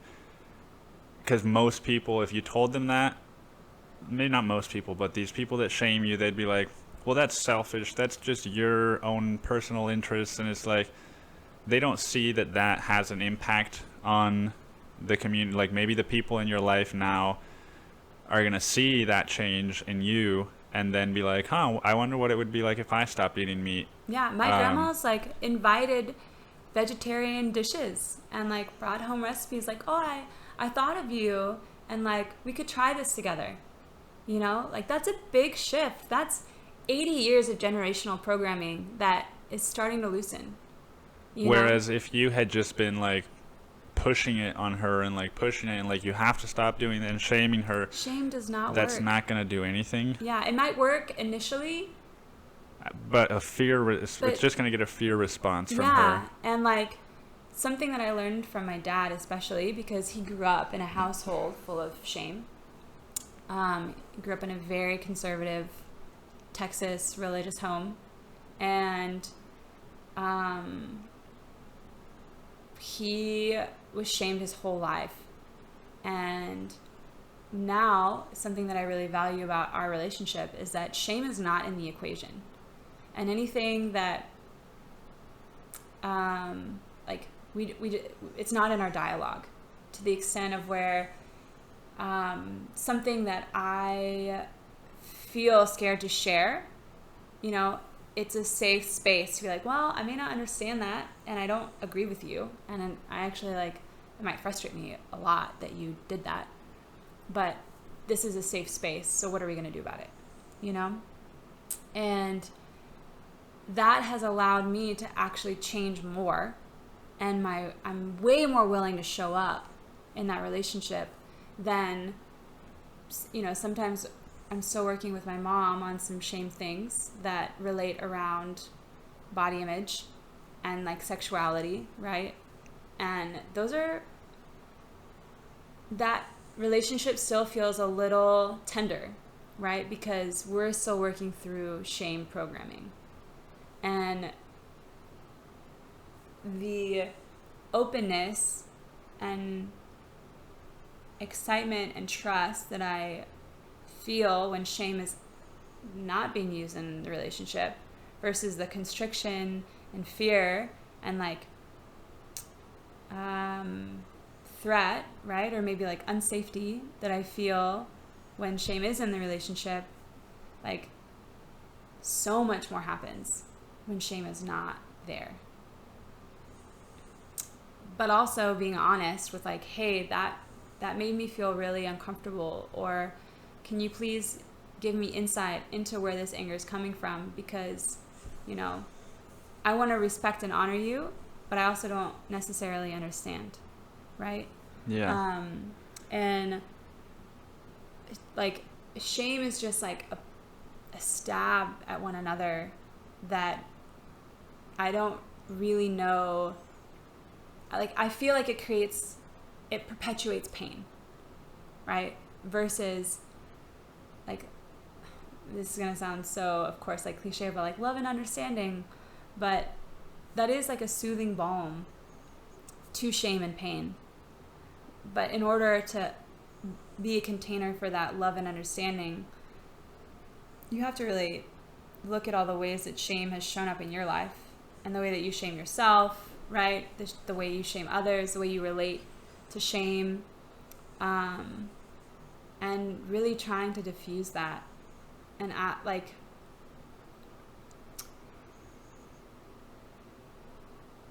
mean, there's like so many examples that just popped into my head, but when we try to fight shame with shame, we're just in the shame cycle, right? And you're only going to get that from one another. So I think inviting a more compassionate, empathetic, open way of like, hey, I'm willing to listen to you even if I don't even have to like what you say, but I'll hear it out. Yeah. That came up for me with I don't know how much I told you about my work. You haven't told me a whole lot. You just told me that you were shifting out of it.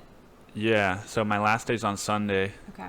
And it was like the perfect opportunity and example of showing people change instead of trying to change them. Yeah. Because there is a lot of backstory to it, but basically there's 2 assistant general managers, which were me and this other kid, who I'll call Machine, because that's what I've been writing his name as. Okay. And Machine was at this restaurant before I was, so when I showed up, he was one of the people that helped to train me. Okay. Very quickly, I was promoted, like above him. Okay. And there was a lot of tension around that, and it's maintained since the duration that I've been there.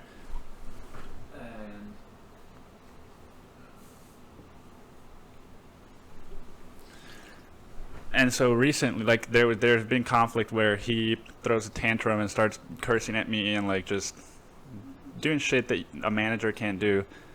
But eventually we both got to a position of being assistant general managers, which I knew was a terrible idea, but I was like, all right, let's work with it. And I think 3 weeks ago, one of my friends and coworkers, Phil, we were working together.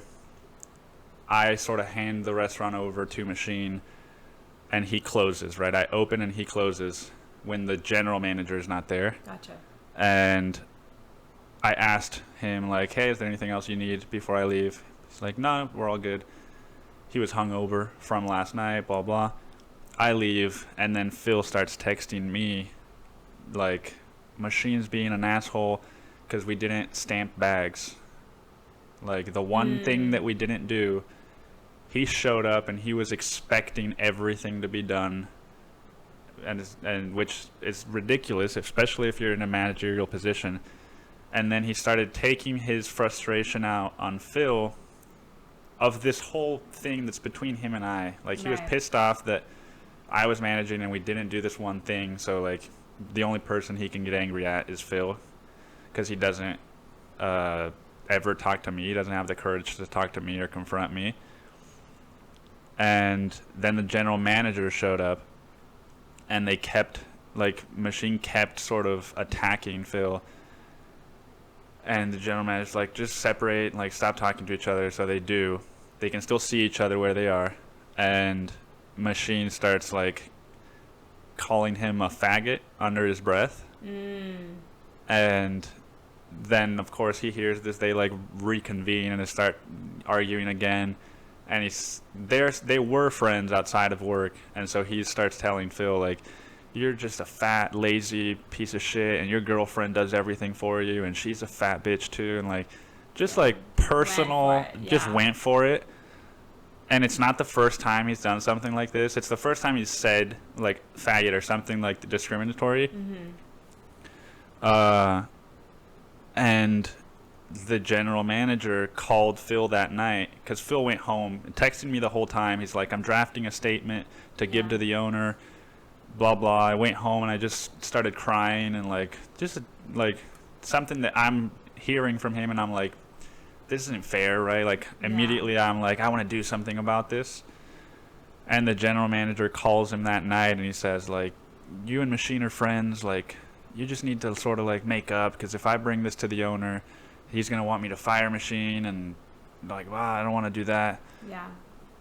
And so I had all this information. I had screenshots of the statement that he wanted to send the owner, and I had all the tools, right, to force change. But all of a sudden, Phil was like, I don't want to go through with it because I don't want Machine to lose his job because of me, which is not true. He would have lost his job because of what he said. But, okay, that's what he's saying now. He's afraid.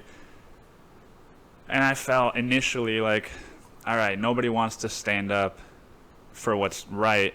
Maybe it's my responsibility to do that. And I created a bunch of rationalizations for, like, why that was true. And, like, I've always done that. Like, I hate people that don't tell the truth, like, when everybody knows what's happening, and blah, blah, blah, blah, blah.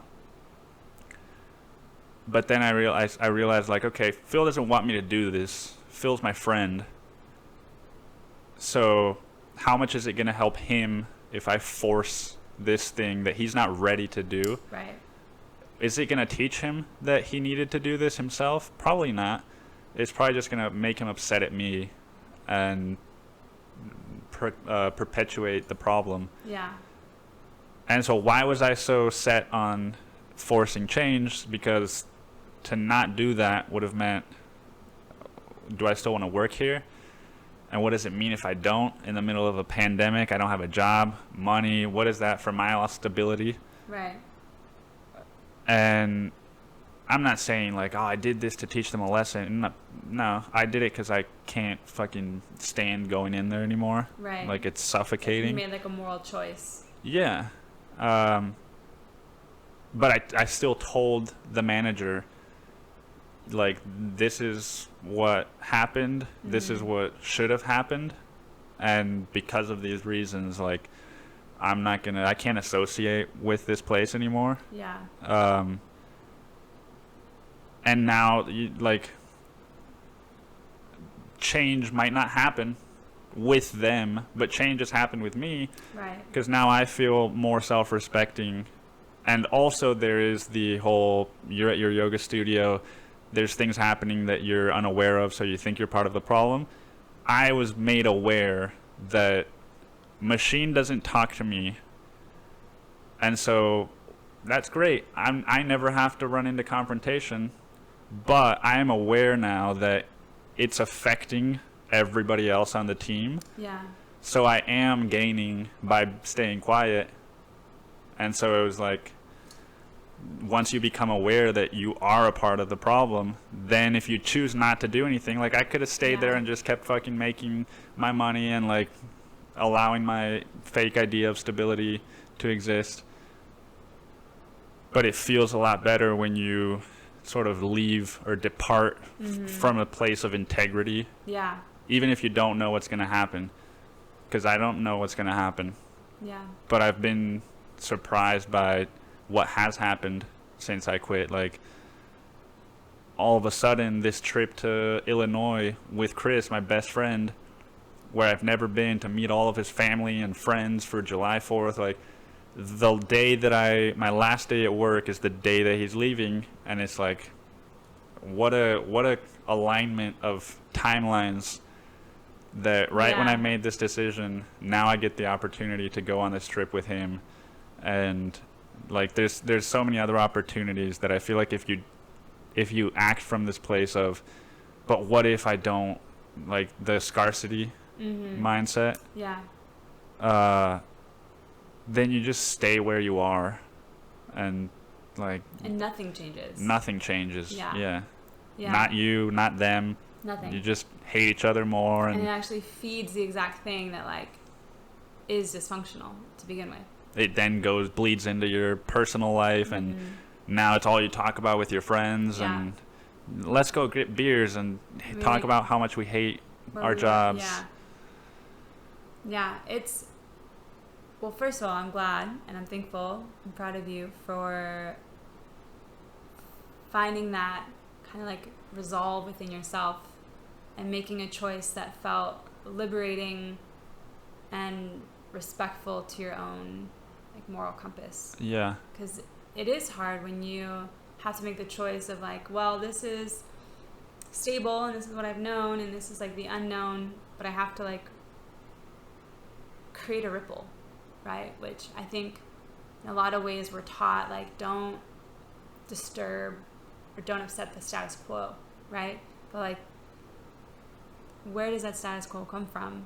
And who decided that that was like what needed to stay, you know? And how fulfilled is that actually making you? Yeah.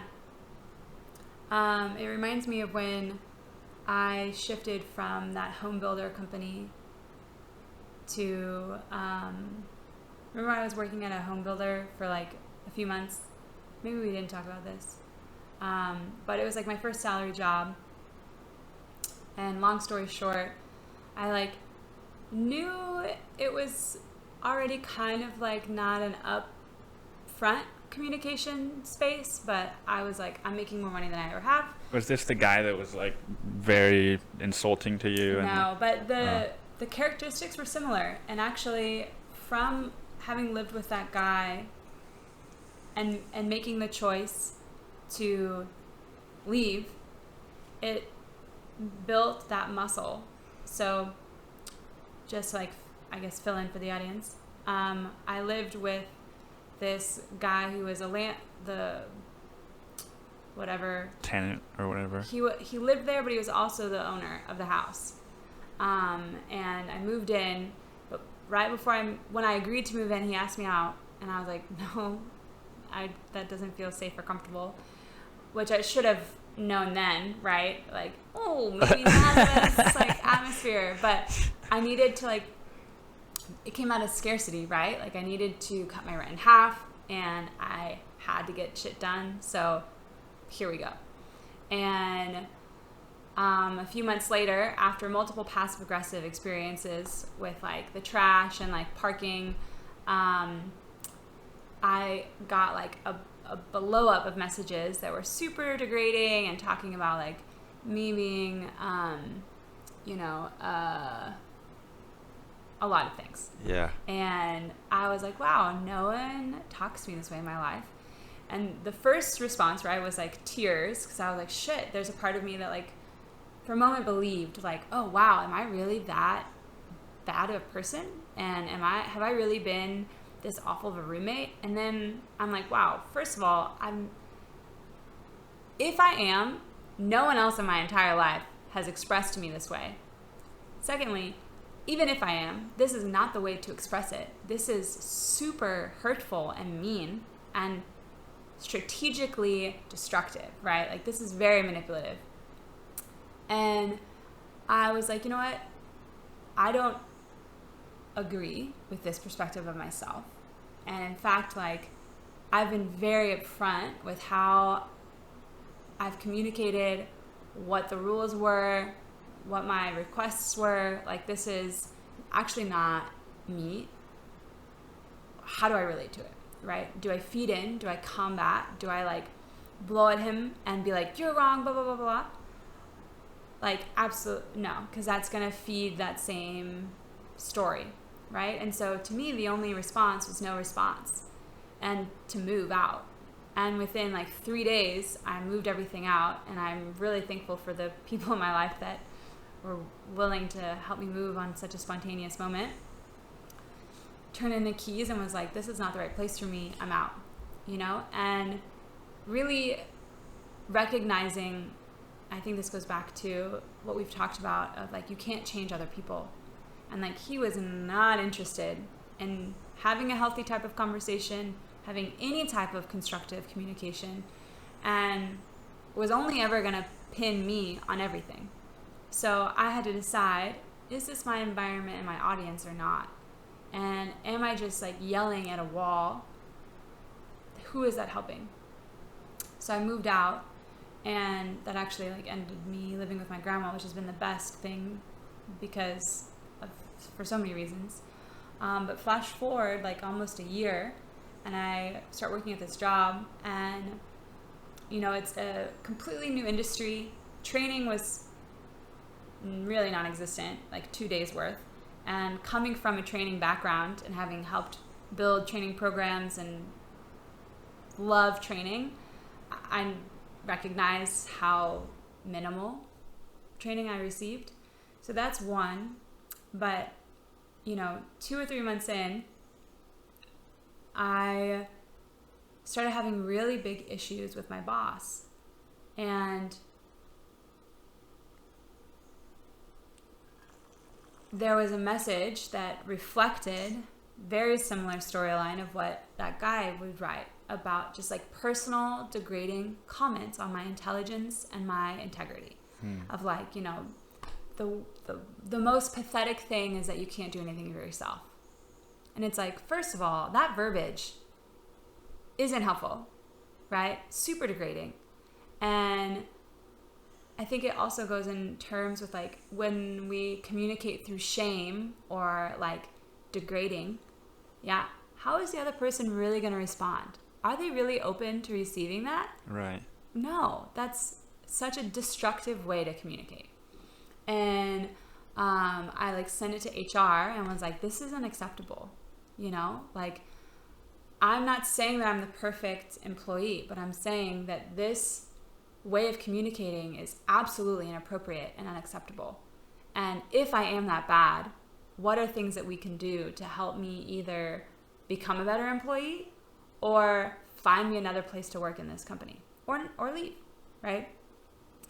And I prepared this whole script. I like talked to my dad about like, how do I approach this? He's worked in interrogation and a lot of business negotiation. So I'm like, what do I do? And I went in already having looked for other jobs, and I had thankfully like a few job offers in like my back pocket, which did feel good, right? You're always coming from the abundant perspective of like, there are an infinite amount of jobs in this world. I'll find something, right? I will find something that makes me feel better than what this is. Mm-hmm. I don't care what it is. And even when I moved out of that house, I like slept in a teepee in the back of my friend's backyard. Because I was like, I don't care where I sleep tonight. I'm not sleeping here. Like, boundaries set. And sure enough, in the business meeting with HR and my boss, like, it became very clear that there was never going to be anything constructive about this dynamic. And if I stayed there, I was only agreeing to degradation and manipulation. And I decided to bow out. And that led me to working with a school, which I would never be spoken to that way. That environment just isn't built around that kind of dysfunction. And in fact, I found a school that is very proactive with communication, super compassionate, very self-accountable. And maybe that goes back to how much of you changing also helps the change, because I found an environment that reflected the values and then the change that I needed of going from dysfunction to function, and feeding energy into that constructive, loving, compassionate place. How much more change am I creating by working with these kids and really deconstructing a lot of societal things that I could not do if I was sitting in that office being berated all the time, Yeah. And outwardly, am I like posting on my Instagram all of these like things that I've done? Absolutely not. It's not, I don't think that that's like the right modality for me to express that version. But what I am doing is I'm showing up to that school and I'm showing up for my students, and I'm having conversations with my peers on like, wow, I actually don't know how to talk about this subject. Can you help me? And I could have never done that in the environment that I was in before, where shame, degradation, and manipulation were the cornerstone of communication, And so did I need to, in part, my dad was like, you know, demand change basically. But you also have to know your audience of like, this is not going to happen.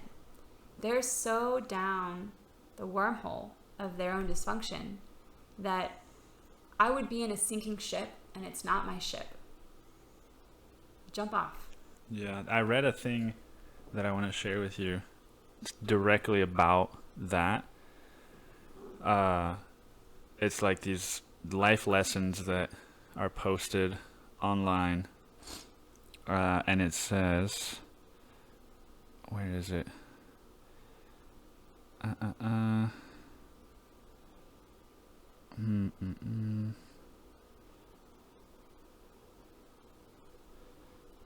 When someone guilts me, they imply that I'm responsible for their emotions. If you cared about me, you'd stop making me feel bad. Anyone that tries to make me responsible for their life or their emotions is toxic.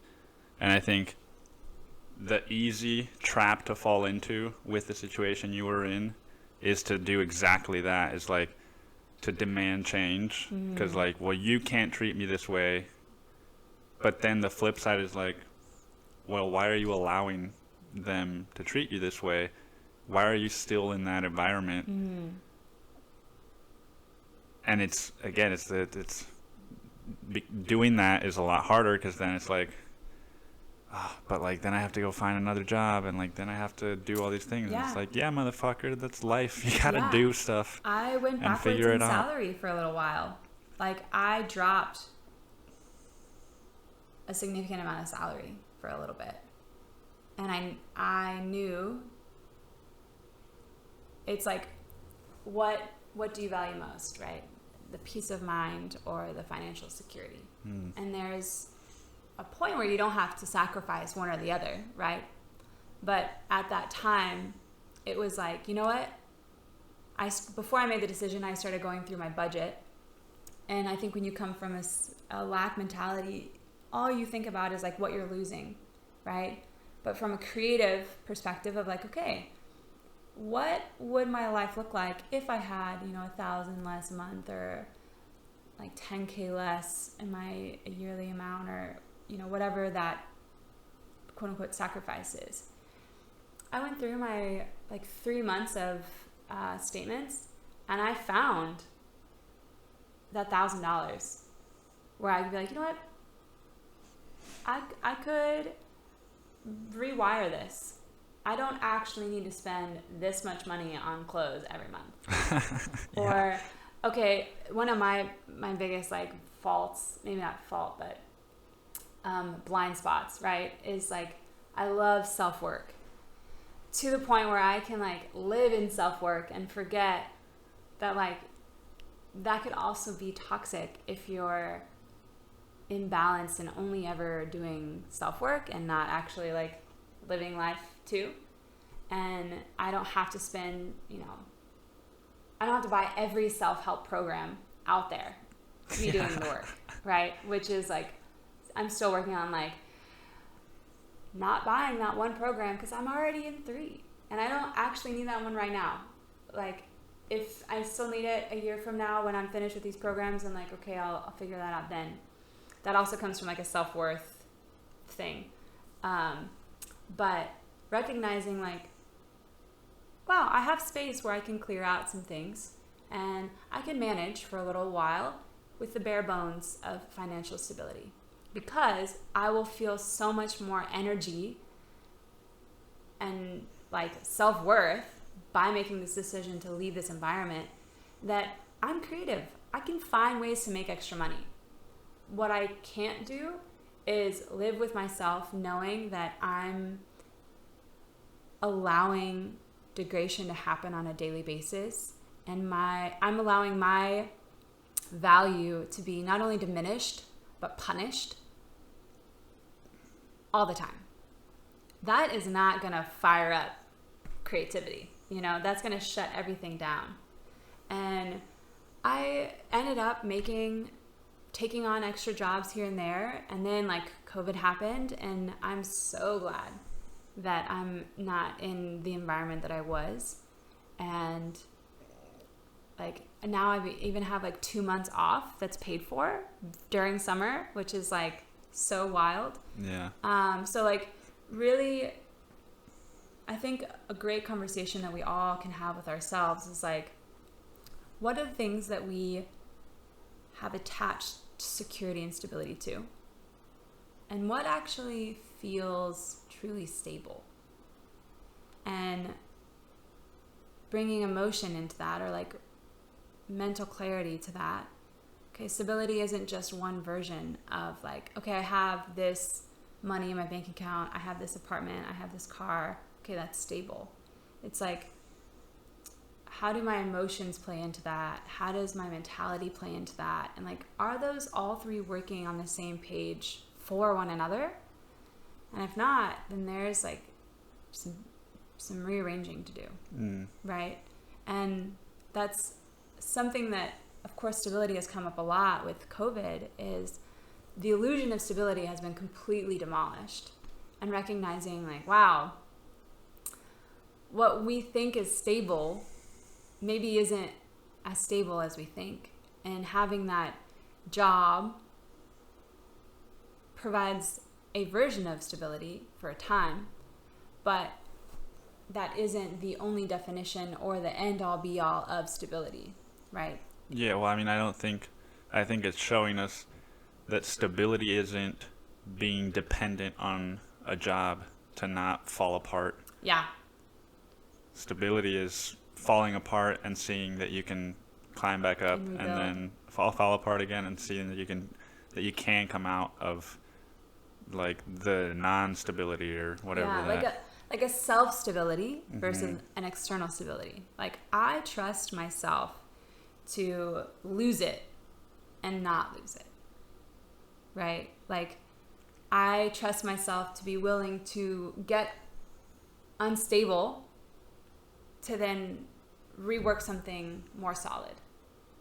And that self-trust is really, really important. And I think that's something that even ties back to what we started with about like the jealousy and the sharing ourselves in vulnerability of like, I trust myself to connect with people that can see me and can hear me. And I trust myself to be a safe space for me and for others. So therefore I attract that same thing in other people. And when people or situations show up in my life that really create dissonance with that, then that gives me an opportunity to ask like, okay, is it me that needs to shift and renegotiate something? Or is this actually something I don't need to involve myself with, and I need to, make a hard left? Those things become so much clearer when that understanding and that center is like solid, Yeah. Which comes with that self-work and that self-change, right? Yeah.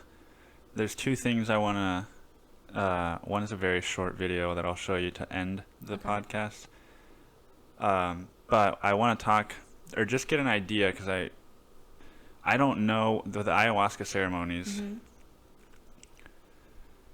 In the documentary, they show you sort of leading up to them, and they show you the guy drinking it, but they don't show you anything else. Okay. Obviously, because it's like a sacred thing. They don't want to show a guy filming it and everything. But you mentioned that you're dancing, you're sleeping, like, and you're with other people. What is... Just like describe the logistics of like a ceremony or a retreat. You get there with your bag and you've got your own room. No. Well, no. Okay. For the one night ceremony, we were all in the same room the whole time. And there's like 2 bathrooms. Because also the medicine, the way that it can manifest is like you purge. That can be like vomiting. That can be, diarrhea. That can be laughing, coughing, crying. There's a lot of ways to like release emotion or physical things. So bathrooms are key.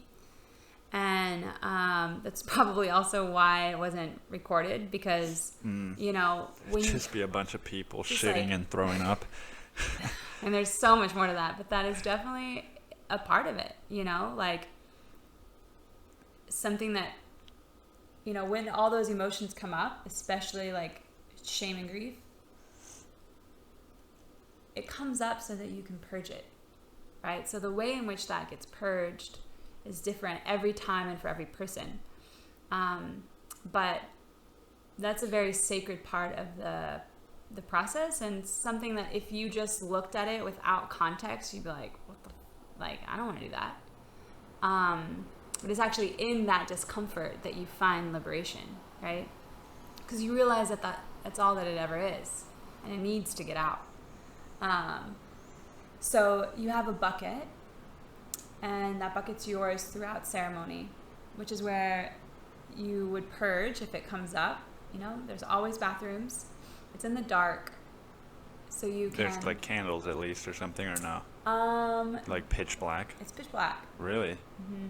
The room is pitch black. Mm-hmm. There's not even like a sliver of a window or like moonlight.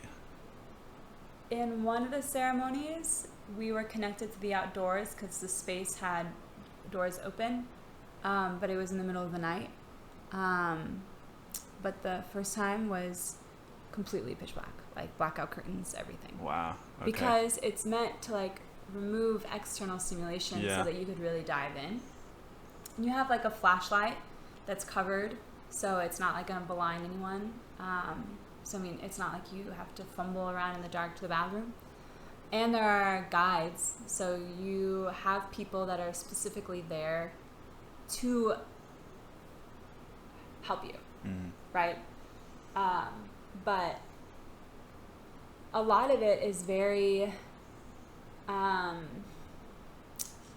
internal. Like, you have your space.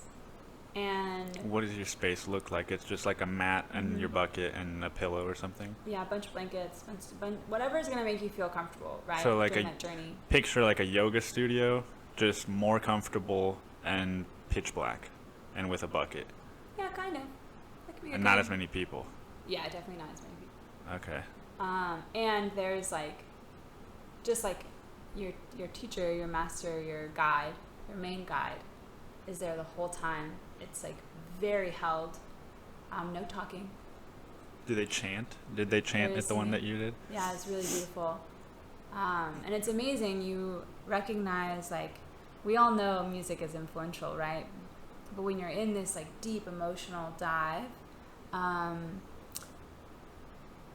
certain music vibrations happen, like it really helps move emotion out, right? Like, there may be a part where you're like stuck and you're like in this like wormhole, and then all of a sudden like the sound of like the guitar like starts moving and you're like, whoa, wow, like I just like it gives you more malleability to your perception. That happens with ketamine. Cool. Yeah. And it's happened a lot with, like, depending on the music that I'm listening to with a psychedelic experience, it like different colors come up and things like that. So music is so powerful. So there is definitely music. And so the people that are with you, not guides, just the other participants, there's not very much interaction. No, not at all. You have like you almost forget that there's other people. I mean, you hear it. So, like, you don't necessarily forget that you're like, wow, we're all in this together. But you're also on this in your own journey. And so, see, that's the thing that's, I don't understand, you know. And I know that it's not always the same trip or whatever, but isn't it hard to focus in on your own thing if you're listening to people throw up and cry and like right next to you? Doesn't that scare you sometimes, or like make you feel afraid or like unsafe, you know? Because psychedelics can make you feel that things that aren't really happening might be happening, and if there's a crying woman next to you and you're like hallucinating, and that's just, it's a component that isn't a part of any other psychedelic Right. experience that I've heard of. Yeah. That's why I'm curious, like, why it's done a lot of the times in groups. Well, in part because I think there is value in holding space for someone else's experience. And I think that's something that we all are going to need to learn, right? Because, like, someone's grief may not be my grief, but I can recognize we both can feel grief. And witnessing that, being a witness to someone's experience and not having to do anything other than acknowledge and hold space for it is really, really powerful. And it can also provide healing for you that you didn't realize you needed. Like when some of these purges and these shifts that you can hear from people, like, wow, they're letting go of something that I can hear that. And you get to like celebrate what you know that they're working through. I mean, you don't know, but you do in a sense, because you can feel it and recognize the weight that is being lifted within all of us. And I think there's something really powerful to that. And to help you release the discomfort around other people's emotions. And something that's really powerful is like breaking that codependency of like wanting, or like the caretaker. Wanting to take care of them. Yeah.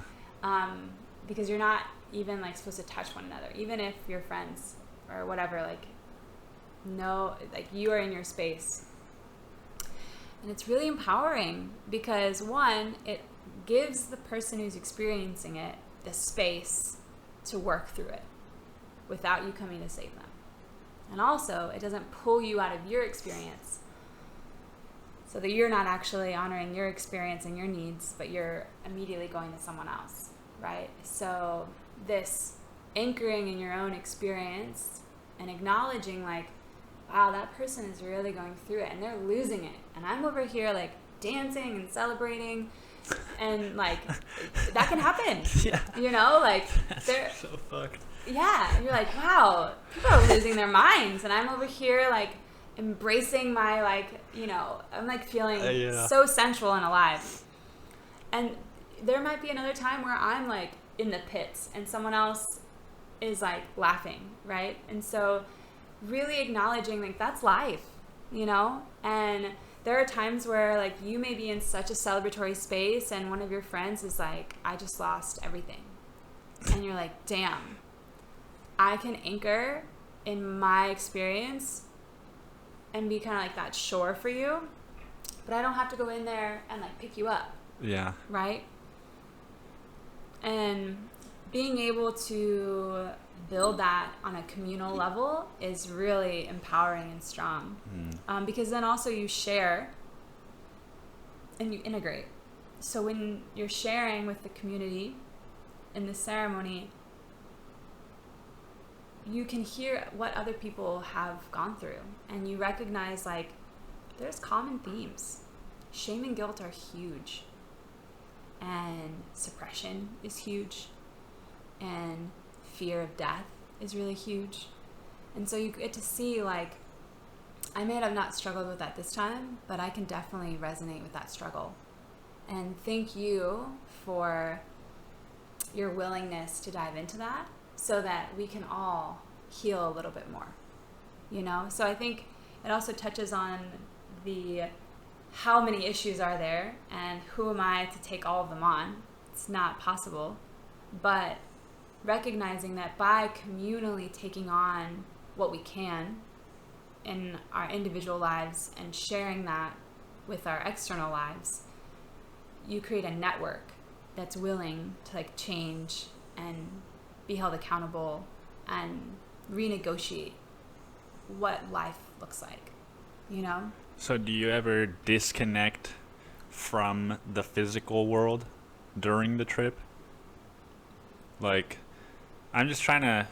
Yeah, I know most people listening won't have any fucking clue what we're talking about, but I will, so I don't care. Yeah, okay. Like, I've done LSD. I haven't done these in therapeutic settings, and I've heard they're a lot different. But Yeah. I've gotten a sense of like LSD. Okay, I still am grounded in the real world. Maybe if I had eye shades on, I wouldn't be. Mushrooms. We saw fucking Roma together. That was a very real world thing. Yeah. We're like, wow. MDMA, like the same thing. Ketamine. You disconnect, and you're not like. It's not like right now. I can't move around the same way, because if I move, then my body is moving, and then I awake from the hallucination or whatever. Okay. But I've just heard of drugs where like you're in like I did DMT. I couldn't. Oh yeah. I couldn't do anything there, but I was like traveling in different forms, but I've heard friends that do other drugs, and then they have a whole life for like 3 months. They're living in an office, and their names are different, and their realities are different. And then they come back, and it's like, whoa, like, I thought I was this person now. Yeah. But that was just a dream or a hallucination. Now I'm back to this, like, miserable. Like, what is ayahuasca like in that sense? That to the point where you could sleep one session and then another one be dancing and, like... Yeah. So I think a lot of it is related to the parts of yourself that you go into, right? So you're not necessarily disconnecting from, if anything, you're really diving into yourself. But sometimes those dives are purely emotional, and you like lose form. And some of those are very physical, where like I'm super aware of my skin and my joints and my body and like my hips, and like, wow, my body is moving in a way that I have never connected to before. And then there are times where you'll be in such an emotional space where I don't know how much time has passed, maybe 30 minutes, maybe an hour, and you're like living in that ethereal realm of emotion. And then usually what can happen is like a purge comes, and the medicine moves within you, and then it brings you back to, okay, wow, that was like a hole that I like swam in, and now either I like release all of that out, or I need to move and shift that energy. So I think that it can disconnect you from reality in the way that we know it, but I don't think it necessarily disconnects you from yourself in any way.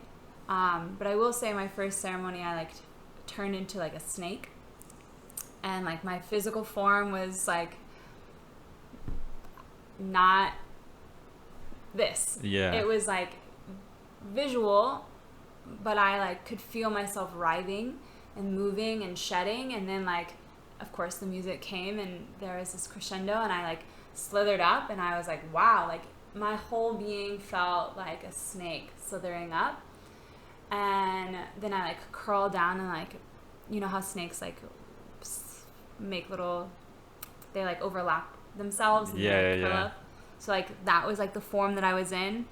And then this like moment happened where I'm like,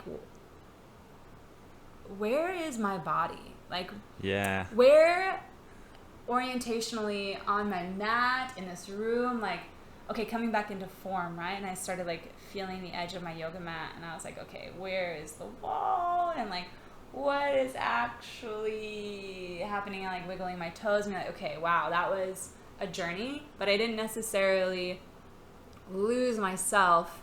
It was like a part of myself that was being explored. Yeah. Whereas I feel like other modalities kind of like don't have that same continual thread of self, right? You could be influenced by a lot of things and like can have a really bad trip. And actually my friend last night was asking me about like, you know, do you ever have like a bad trip? And I'm like, well, I mean, if you relate to yourself in a bad way, then like that might come up, you know? Yeah. But you're not facing anything that's not in you. Yeah, that's a shift I had once I started seeing these as like therapies. Yeah. Is like, it's not bad, it's just something you're afraid of. Right, and that's a big difference. And it gives you a safe container to explore that, which, you know, I think that's a benefit of being in a communal space with people is it's like no matter how deep you dive, there's like a shoreline and like an anchor that you can come back to. Whereas if you were just by yourself, the thread, Yeah, you might just may lose not, reality Yeah. for a while. And I mean, I've done a lot of, I think I told you, I used to like do my self-date nights, and I would like take a half hit of acid and I would like go on a journey for 8 hours. And granted, that's like a small amount, so I wouldn't necessarily do more because that was a great challenge of barriers, but still like contained. But I've noticed, like even with Cambo, which is the frog medicine, I've done it in a session with 3 people, with one other person, with like 12 or 15 people, and by myself. And the hardest time I had was when I was by myself. Yeah. And it was the first time I actually vocalized like I don't want to do this anymore. Like by yourself. Yeah. Well, because Cambo is like the purpose of purging. Like it is really intense. It's like that purging part of Aya, but at least it's only like 15-20 minutes long, right? But it's meant to like clear your container emotionally, physically, mentally. It like resets you, which is amazing because it can allow your body to come back into equilibrium. But those 15-20 minutes, you're very aware of how not in equilibrium you are. And the time that I was by myself, I actually also did the most points. So on average, it's 3 points where you place the medicine and it enters. And I think I did like 5 or 6. And like the last few minutes, I was like, I don't want to purge anymore. Like I don't. Do you ever worry because of how much pain you're feeling that like something might go wrong and you might like die or something? Does that thought enter, even if you know like that this can't kill you or whatever? I don't know if it can or not, but does that thought ever come in as you're feeling pain of like, am I gonna die right now? Like, that hasn't come up for me. No. And I know it did in like other people for ceremony. They were like, I felt like I died. And maybe it's because it's my relationship with death. I'm not sure because it's been so present in my life. And I'm like, you know, I'm even working with my dad on like writing my will. So I'm not necessarily like, oh my God, I'm going to die.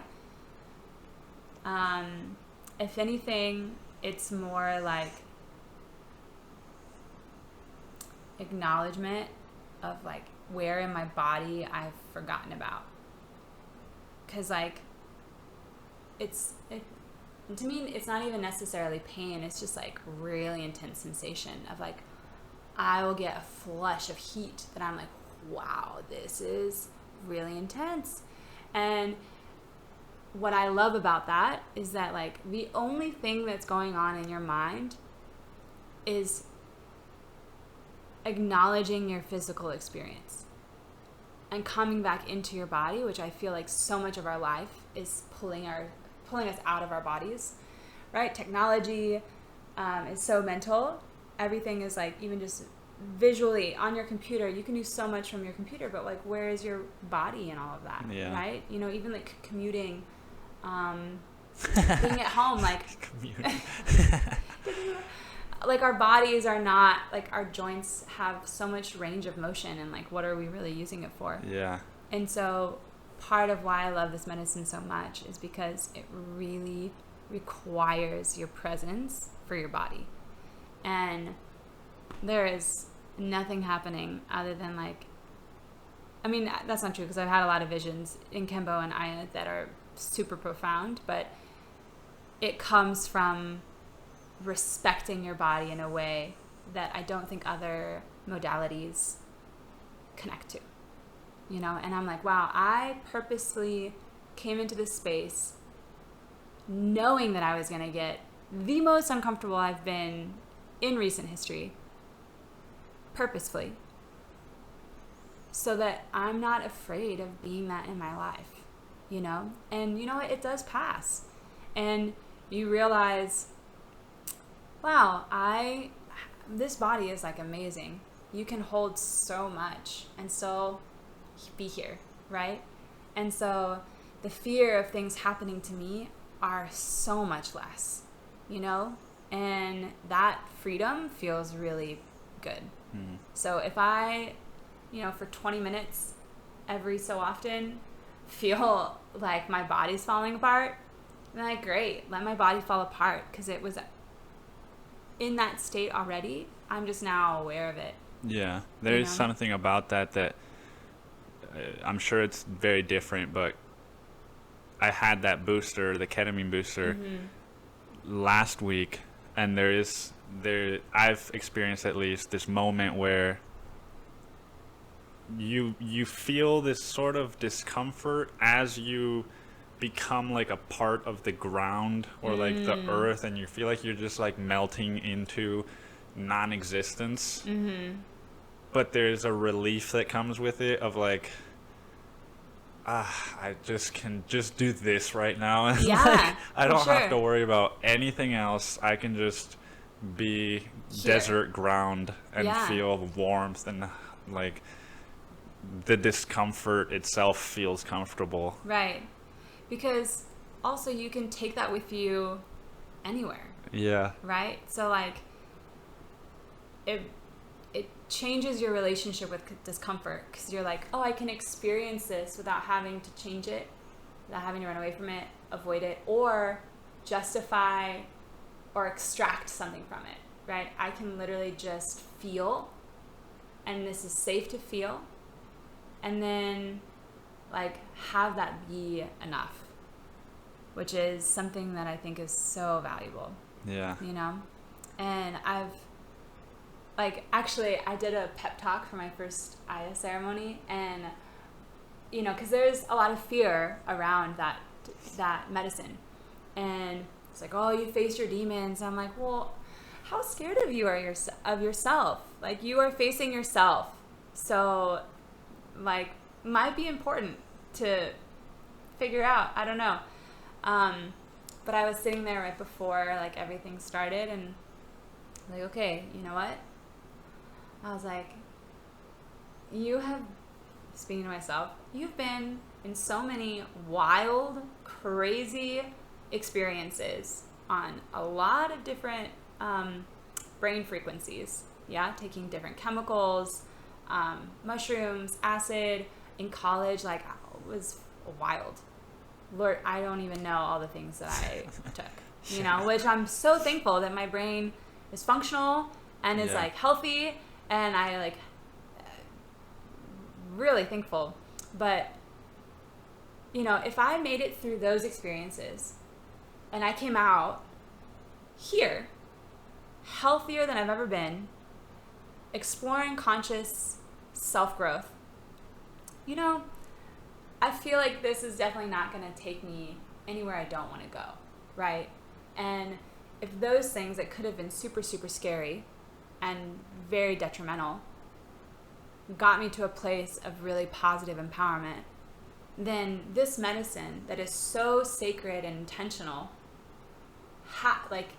has to bring me something really valuable, right? Just in an inherent environment. And that was a way that I like took all that fear out, because I was like, you know, I bumbled around for many years on trying to find this resource. And even back in college, you know, I had an eating disorder for a couple years where I binged and I purged. And the first time in Kembo when I purged, I recognized, like, wow,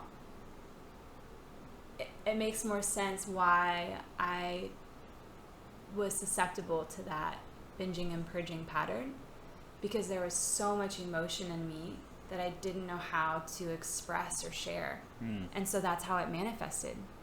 And now I've found a really conscious way and healthy way of releasing that in a safe container and then doing the integration work. So I'm not just like chasing this purge, right? But I'm like really acknowledging, what am I allowing in my body that doesn't want to be there, right?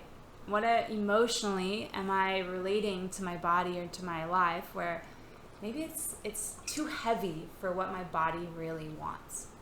And then in my day-to-day life, when my physical container is so clear and I eat something, I'm like, does that keep me on this same energetic space, or does this like pull me down? You know, or like when I'm around people, does this keep me or improve my energetic space, or am I like draining? Wow, right. That is so obvious, you know? Yeah. And I think that's what helps too with the value of this medicine, is like it wipes your slate clean in a lot of ways. And so when you have such a clean slate and you relate to everything in your life, it becomes much more apparent what resonates and what doesn't. And to what you were talking about at the very beginning of like, how do I know what I like isn't just from a traumatic filter, right? And these medicines actively help you work through that trauma so that it's diffused. Yeah. So when you go back into your life, that filter is gone. So it's like that resonance isn't there, and you're like, oh wow, that's not a thing for me anymore. Okay. I guess that really was like an old attachment, right? Or this thing you're like, no, actually that's like a pretty cool thing. All right, that's mine. Okay, cool, good to know. Yeah. Right? And then you can expand on it with clarity, and you can celebrate it versus being in this wormhole of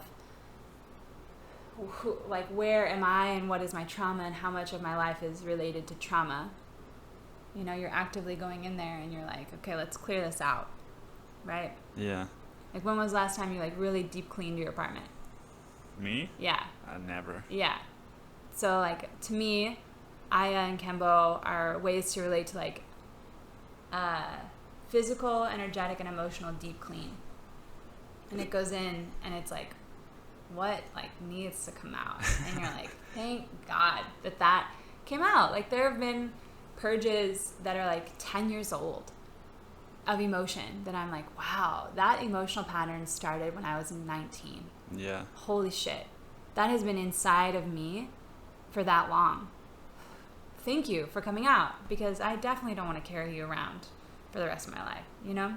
Yeah. I mean, psychedelics are just... That's why I really want to, when we're done with this, I want to ask you about the contact that you were telling me about. But to end this is a very unlike our friendship of me to show you this video, but I just rediscovered it. Okay. I saw this video when I was like maybe 12 or maybe younger on MTV, I think.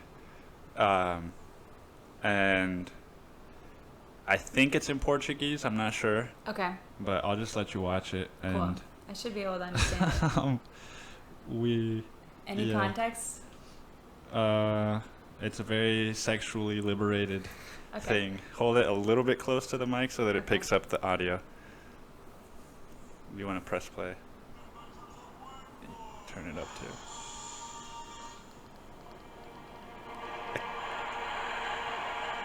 Oh no! That meteorite is heading straight for us! Oh, this one's in English.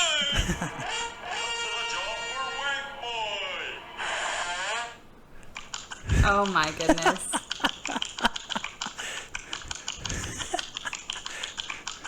Isn't that... Oh my God.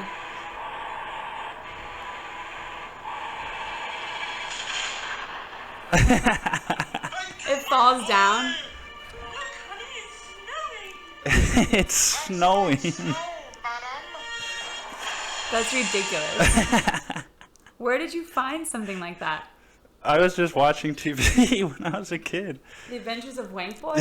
Oh my god. It was like a commercial in between programs. That's so insane. But isn't it crazy that, like, to think of how far we've come with television and, like, what's okay and what's not? Yeah. And that a 12-year-old could just... Be able to see that? Goodness.